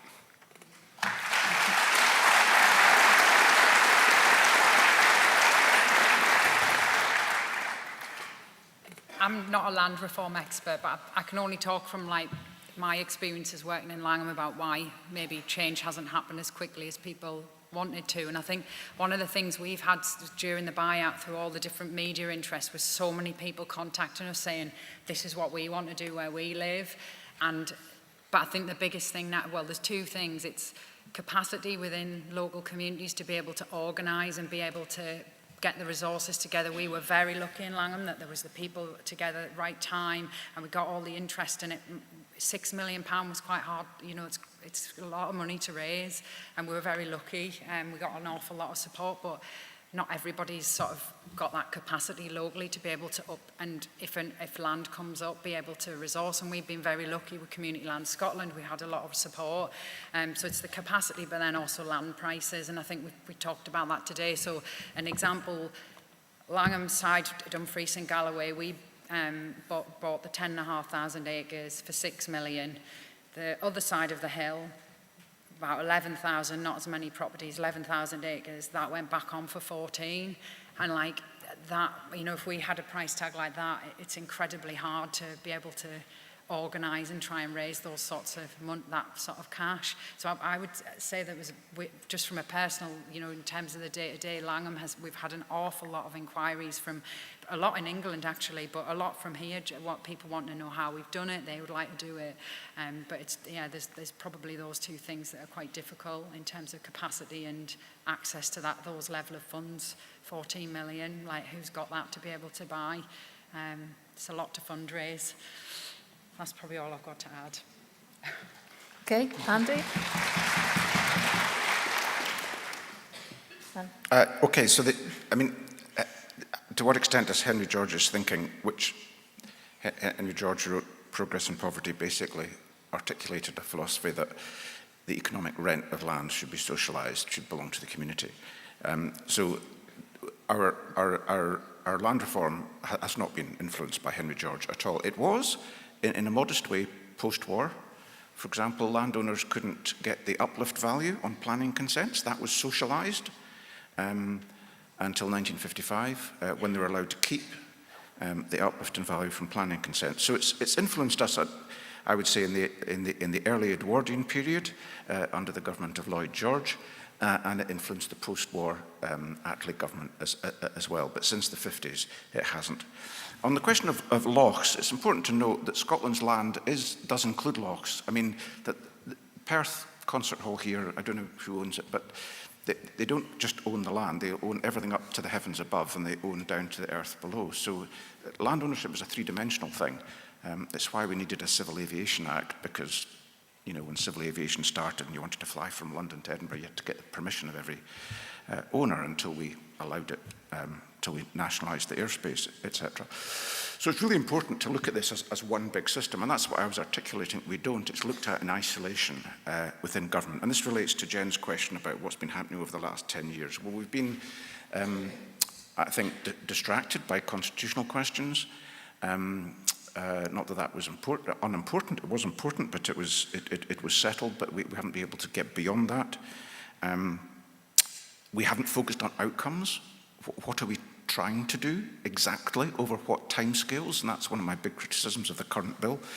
As I cited, the minister's bold ambition, but no evidence as to how this exactly is going to lead to the changes. And a lot of performative politics. Just go and listen to the stage 1 debate on land reform, which will happen in, I don't know, February or something like that. And there'll be lots of performative stuff. There'll be very little attention to detail. And we've not been good on doing detail in all of this at all. The research capacity, the evidence capacity has just not been built over the last 25 years. And on Tom's question about farms, again, we don't have any statistics on this. We do not collect statistics on land ownership in Scotland. But anecdotally, and more than just anecdotally, yes, farms are amalgamating. Land ownership units are getting larger. The trend that I outlined is due to two things. It's due to companies like Gresham House buying land all over Scotland, now owning 55,000 hectares, and it's about existing landowners getting bigger and bigger and bigger. And that is more than enough to outweigh the downsizing that people like the Clue are involved in. Right. I'm sort of stuck here because there's not quite enough time to have a huge other round of questions, and yet, are there two people that have got questions at the top of their heads that are near mics? Sorry, is there somebody right at the back? Yeah, okay, let's do that thing. Go right to the back, Begora. And then is there someone else right at the back up there? Yes, it must feel like you're in the land that time forgot. So if you could sort of jolly along there. Right, on you go. Hi, my first question is probably for Andy, and it's actually for clarification.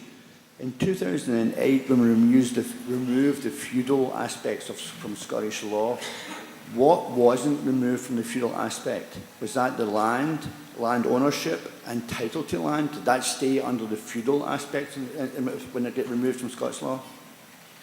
So you're asking... That's the first question. What is land still under feudal legislation when everything else was removed? The second thing is, I'd like to propose actually a solution to this.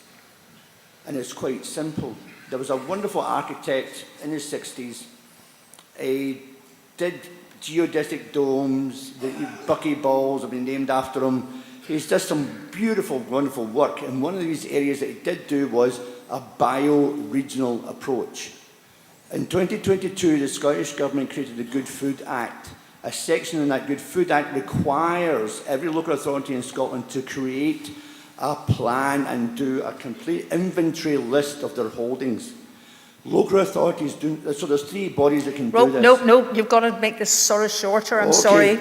Okay, we take Bucky's bioregional approach, create an NGO, and fully funded by the government, and implement a plan for Scotland based on a bioregional approach. Within that, we bring in regenerative agriculture. Within that, we bring in permaculture. Within that, we bring in fisheries and everything.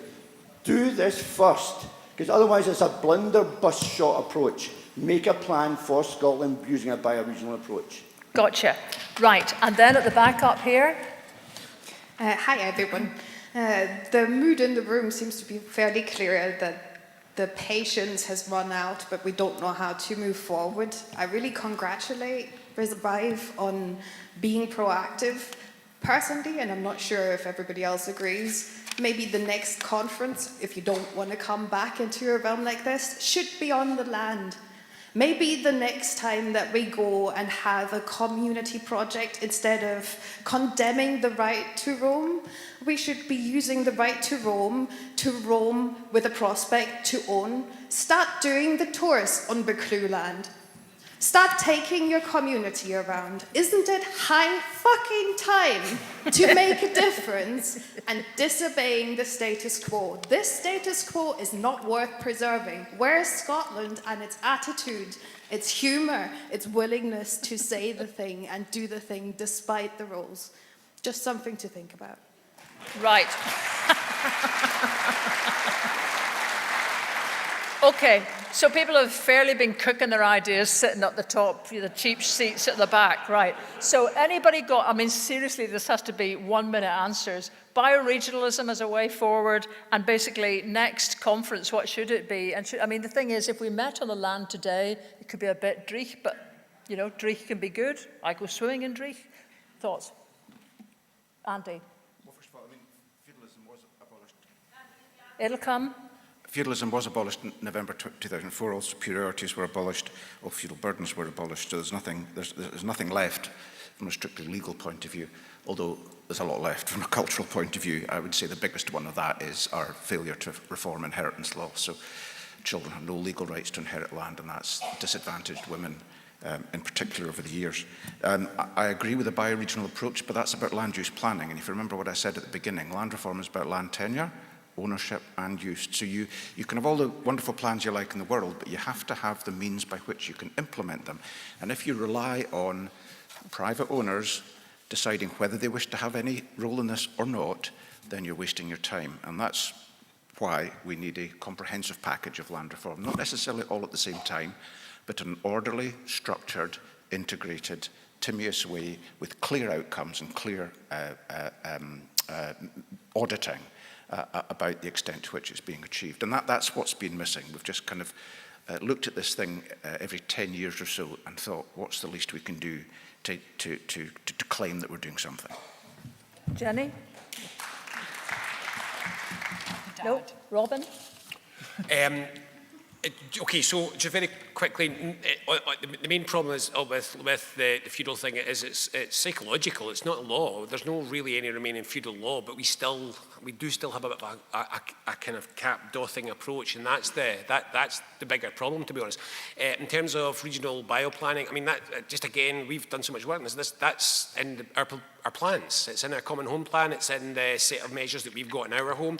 I feel a bit of a fraud saying this because it was Andy Whiteman that explained this to me. I didn't know that rural land was supposed to be included in the Planning Act post-war, and it was the landowners that lobbied to take it out. We should have planning for the rural areas exactly the same as we do for our urban areas. You don't get to build a house wherever you want. Should you be able to demolish a forest just because you own it? I suspect that answer to that should be no. So no, we favour regional planning. It's actually going to be essential to make the transitions that we need to in a whole bunch of areas that we're going to have to make in the future anyway. So yes, absolutely to that. In terms, Ellen, of us all being out in the land next year, it's not us.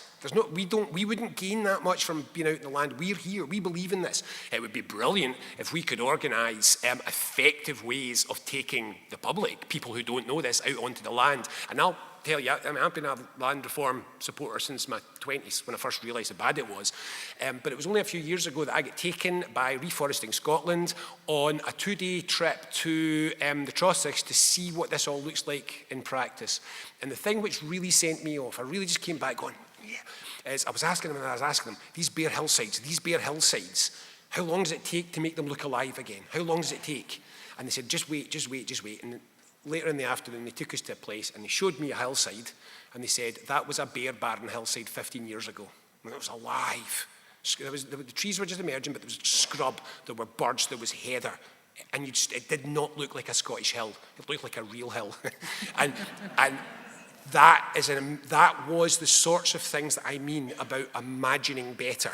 I can now look out of my window, and I stay close to Tintnell Hill in South Lanarkshire with a whole bunch of other smaller hills around me. I can look out and I can close my eyes and I can see what this place ought to look like. And that is so powerful. So if we can get people onto the land like they're doing at Langholm, like Reforesting Scotland, like so many others are doing, that would be brilliant. And incidentally, I had a little bit of a go at the Tories earlier on, but I've just taken a blank at her name, but 100% in support of the Tory MSP, who is proposing that there's a statutory right for every single pupil in Scotland to get a rural retreat as part of their school curriculum. I couldn't agree more. I don't care where a good idea comes from. A good idea is a good idea. And if it was down to me, in a second, there is no school pupil that would leave that school with soggy feet, wet wellies and dirty hands.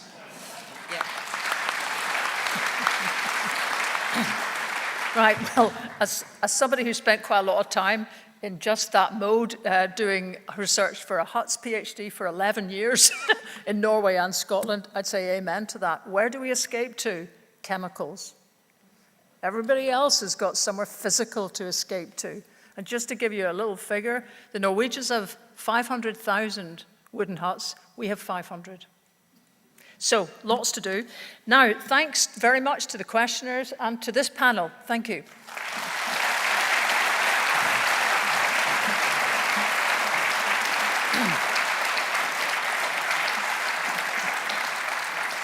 And now we're having closing speeches, so dinna move, because this will be an interesting listen.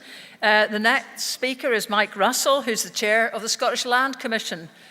Mike has been a Scottish Government Minister, he's been a member of the Scottish Parliament on all sorts of committees and oversaw many of the bits of legislation go through over the last 15 years. He too lives in Argyll and Bute, another country lad.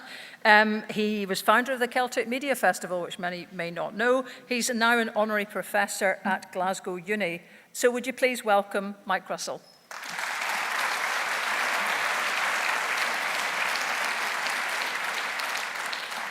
Thank you, Lesley. I'm conscious of the fact that this has a slight tendency to turn into a Donald Trump rally, because I can see people leaving through that door and leaving through that door. So I'm going to condense what I'm going to say, because I want to really agree with what Andy Whiteman has said.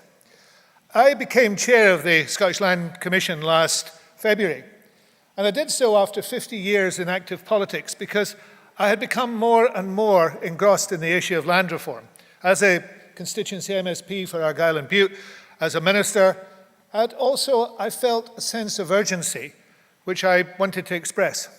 And the way to do it was, after 50 years, I thought I've done 50 years in politics, I'm going to come into the heart of the land reform issue if I can and see whether we can move it on. And that's why I agree with Andy. We need a clarity now about what the next stage is. No, actually, what we need is a clarity about what the end stage is. We need to decide what a land reform Scotland actually looks like.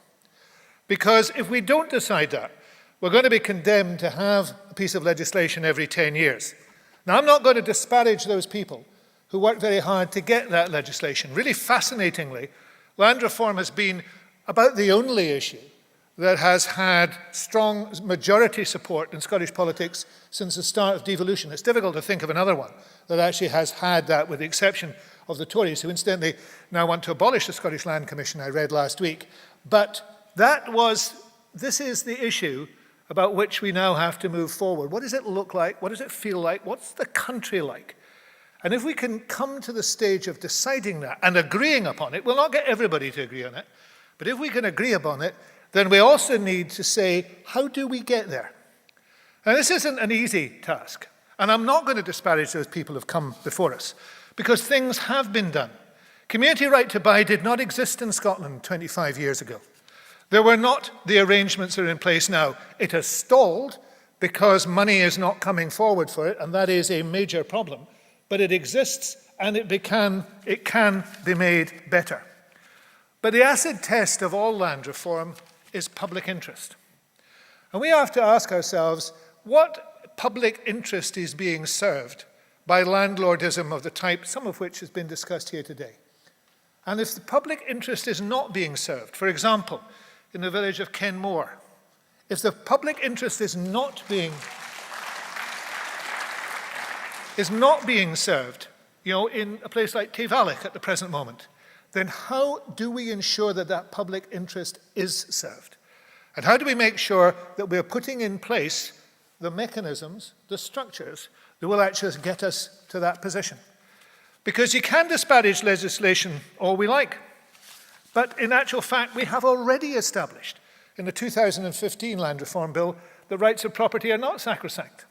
That bill recognises that there are other rights, and that those other rights should trump there's that word again, trump the property rights that exist if that is necessary. There have been significant improvements in farm tenancies and small land holdings, and consultation of communities is now a legal obligation. And we've done that in 25 years. Now, 25 years seems a long time. The Irish Land Commission was established in 1843 and dissolved in 1999.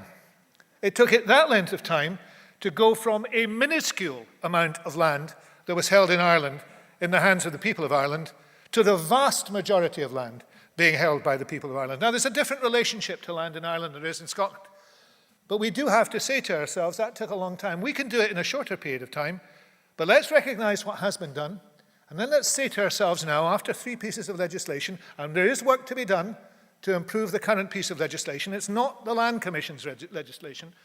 The Land Commission doesn't legislate, it doesn't draw up legislation. There were recommendations made to the Scottish Government, not all of which were taken, but it is an obligation, not just on the Land Commission, but I think on many people, to make sure that that piece of legislation succeeds. It goes through, it is improved like all legislation, and it does the job. And then we have to say to ourselves, what's next? How do we get that land reformed Scotland? Now, there will be no consensus on what that actually looks like. But we should try and draw in as many voices as possible and as many views as possible. Everybody in this hall will have a view on what that land reformed Scotland feels like and looks like to them. That's one of the reasons I'm very keen on this big land question, because I think it dovetails almost perfectly with what the Commission wants to do on this. That we want to ask questions, we want to raise the profile. We want people to understand why land reform is important.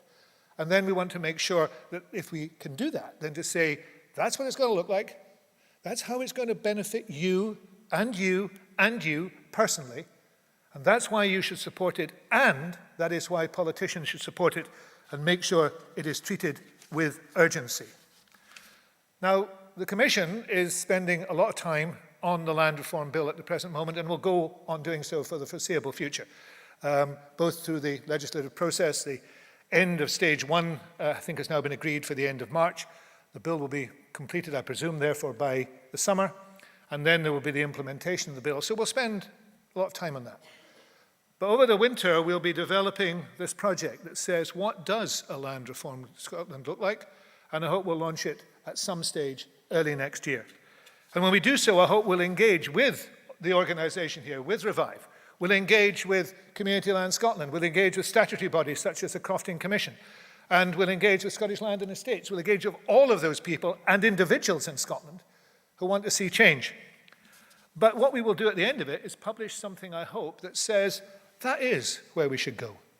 That won't necessarily be where our children and grandchildren want it to end, but it will say to people, that land reform is important, that it can change people's lives, and it is the type of thing which, if Scotland does well in its parliament, will say to the people of Scotland that this is a country which can change, it can improve, it can get better. I agree with Robin on that.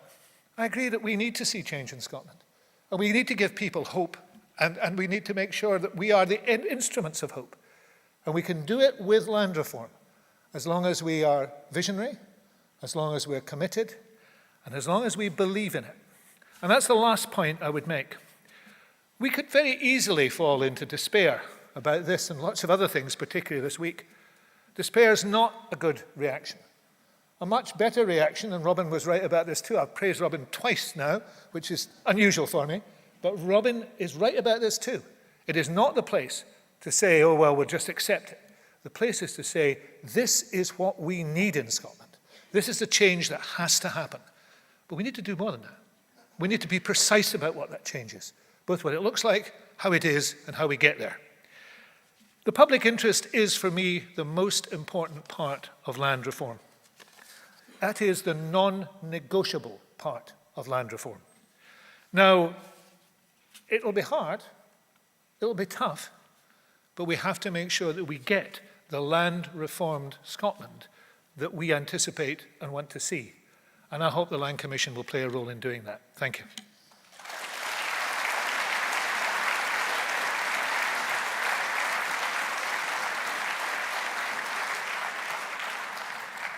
Righty, thanks, Mike. And just the last contribution is from the Cabinet Secretary from Rural Affairs, Land Reform and the Islands, Mary Goujon. She too, she too is not here because she's at a remembrance event. So there's a video coming from her now. Hello everyone. Firstly, I just want to start by saying that I am genuinely so sorry I can't be with you in Perth today because I'm attending remembrance events this weekend in my constituency. However, it is a real pleasure to be able to speak to you as the conference comes to a close. Now, I know that you'll have had a full day hearing from a breadth of voices on land reform and, of course, the launch of the big land question. Firstly, I want to highlight my commitment to land reform and set out what both myself and the Scottish Government want to see in the coming months with the Land Reform Bill and beyond. I understand that I'm following Michael Russell, which, of course, is never an easy task. The organisation that Michael represents, the Scottish Land Commission, is a really great example of what the Scottish Government has already done to strengthen land reform in Scotland. Since it was established by the 2016 Land Reform Act, the Commission has become an incredibly important organisation in Scotland's land reform journey. Whether that's through its regular series of publications, its good practice work streams engaging with landowners and tenants across Scotland, and of course its policy work, some of which has provided the foundations for the proposals in the current bill. As I'm sure you would all agree, all land in Scotland should contribute to a modern, sustainable and successful country. Land is key to ensuring that our communities thrive. Land, of course, gives people places to live and work. It provides essential infrastructure that people need to help keep them on the land, as well as attracting others. Land is also crucial for agriculture, for protecting our natural habitats and mitigating climate change. We do not, however, think it is right that ownership and control of much of Scotland's land is still in the hands of relatively few people. The Scottish Government is therefore committed to an ongoing programme of land reform. That leads me to the Land Reform Bill, which I know will have been discussed at your sessions today. Now, I appreciate through earlier consultations, ongoing engagement with many of you, and of course, as we follow and support its current scrutiny in the Parliament, that there are a wide range of views on the proposals. I know that Revive and its members have been incredibly active in this debate, and I'm very grateful for your contributions. I believe that we've introduced a bill which sets out ambitious proposals that will ensure that the benefits of land ownership and decisions about how it is owned, managed and used are shared more widely. It's vital that the interests of local communities in the land around them are considered when large landholdings are to be sold. And if passed by Parliament, the bill will prohibit certain sales of over 1,000 hectares until ministers can consider the impact on the local community. Now, this could then lead to some landholdings being allotted into smaller parts, if that might help local communities. Now, the bill also seeks to empower communities with more opportunities to own land through introducing advance notice of certain sales from large landholdings. Now, we've all heard of cases where land has been sold from under the feet of communities living there who only get to find out about it after the fact. The bill provides a further route for communities to make a right to buy application. It will also place legal responsibilities on the owners of the very largest landholdings to set out how they use their land. So that will include requirements to both prepare a land management plan and engage with local communities who could be impacted by how they choose to manage their land. These legal responsibilities will include the landholdings' contributions to key public policy priorities, like addressing climate change and restoring nature. The bill, though, also includes a range of measures to give Scotland's tenant farmers and small landholders better opportunities to become more sustainable and productive in their farming and to be rewarded for their investment of time and resources. Again, I want more people in Scotland to have more say in and more benefit from how our land is owned, used and managed.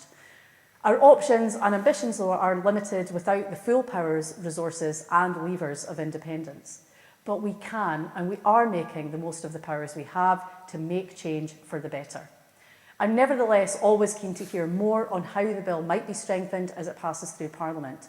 And your voices are a really important part of making sure that this bill is as effective as it can be.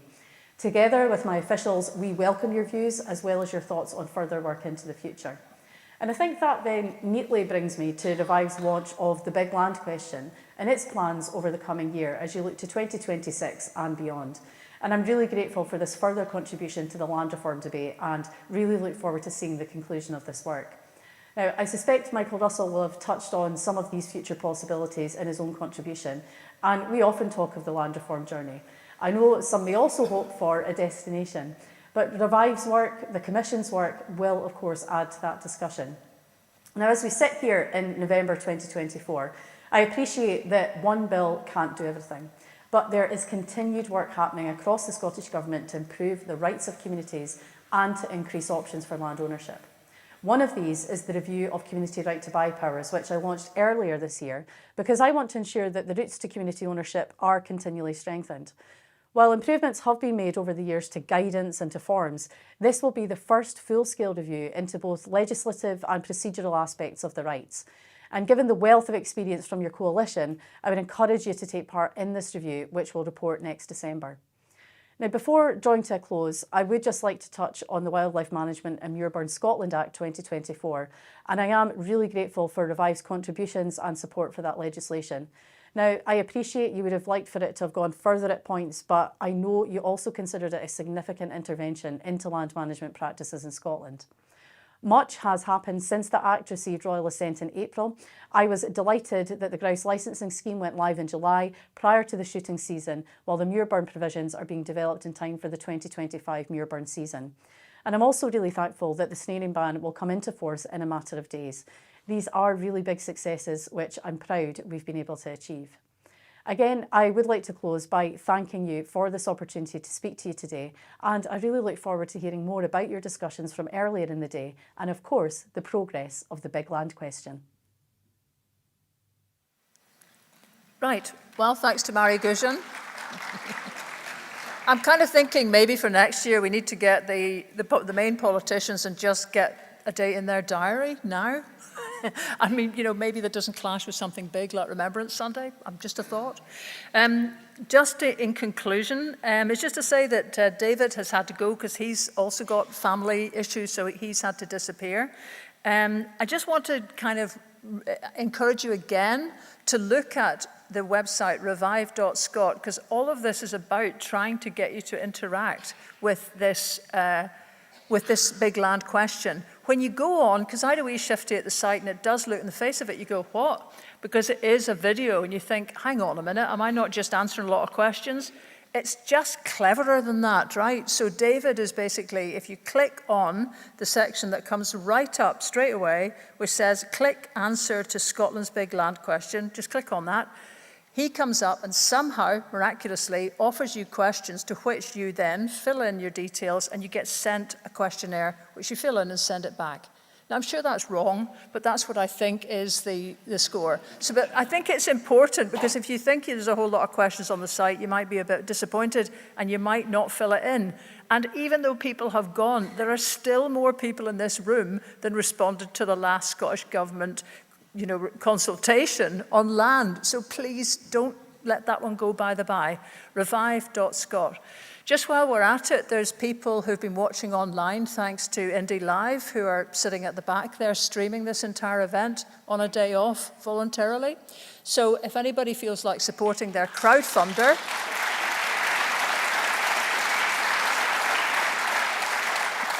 it's at indielive.Scot. So just final words, many thanks to Mike Russell, to all the folk who have contributed today. David left one last quote, because that's the kind of guy he is, and it is from his hero, David Attenborough. Homo sapiens, the wise human being, must learn from its mistake and live up to its name. We who are alive today have the formidable task of making sure that our species does so. We must not give up hope. We have all the tools we need, the thoughts and ideas of billions of remarkable minds and the immeasurable energies of nature to help us in this work. And we have one more thing, an ability perhaps unique among the living creatures on the planet to imagine a future and work towards achieving it.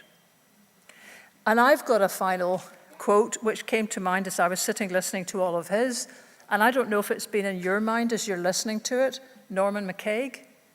Norman McCaig, who wrote a poem, A Man in Ascent. I think he lived just long enough to see the Ascent crofters buy Ascent, which would be a great thing for him. But the poem ends, really, who owns this landscape? The millionaire who bought it? Or the poacher staggering downhill in the early morning with a deer on his back? Who possesses this landscape? The man who bought it, or I who am possessed by it? Thank you very much. And now Max.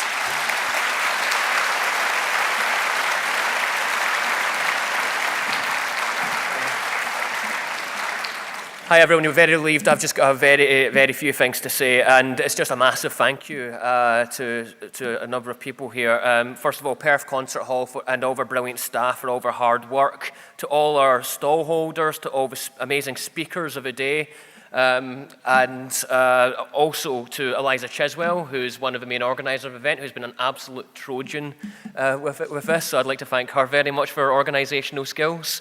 A massive thank you to David Hayman and Lesley Riddoch, of course, and I've said already, Lesley's one of my personal heroes, someone that's done so much for Scotland, and I think it's about time that we all join her and take some of that weight off her back, get together, make sure that the big land question is a success, and that leads me to say thank you more than anything to all of you. This land is our land, the power's in our hands, let's take it back again. Thank you.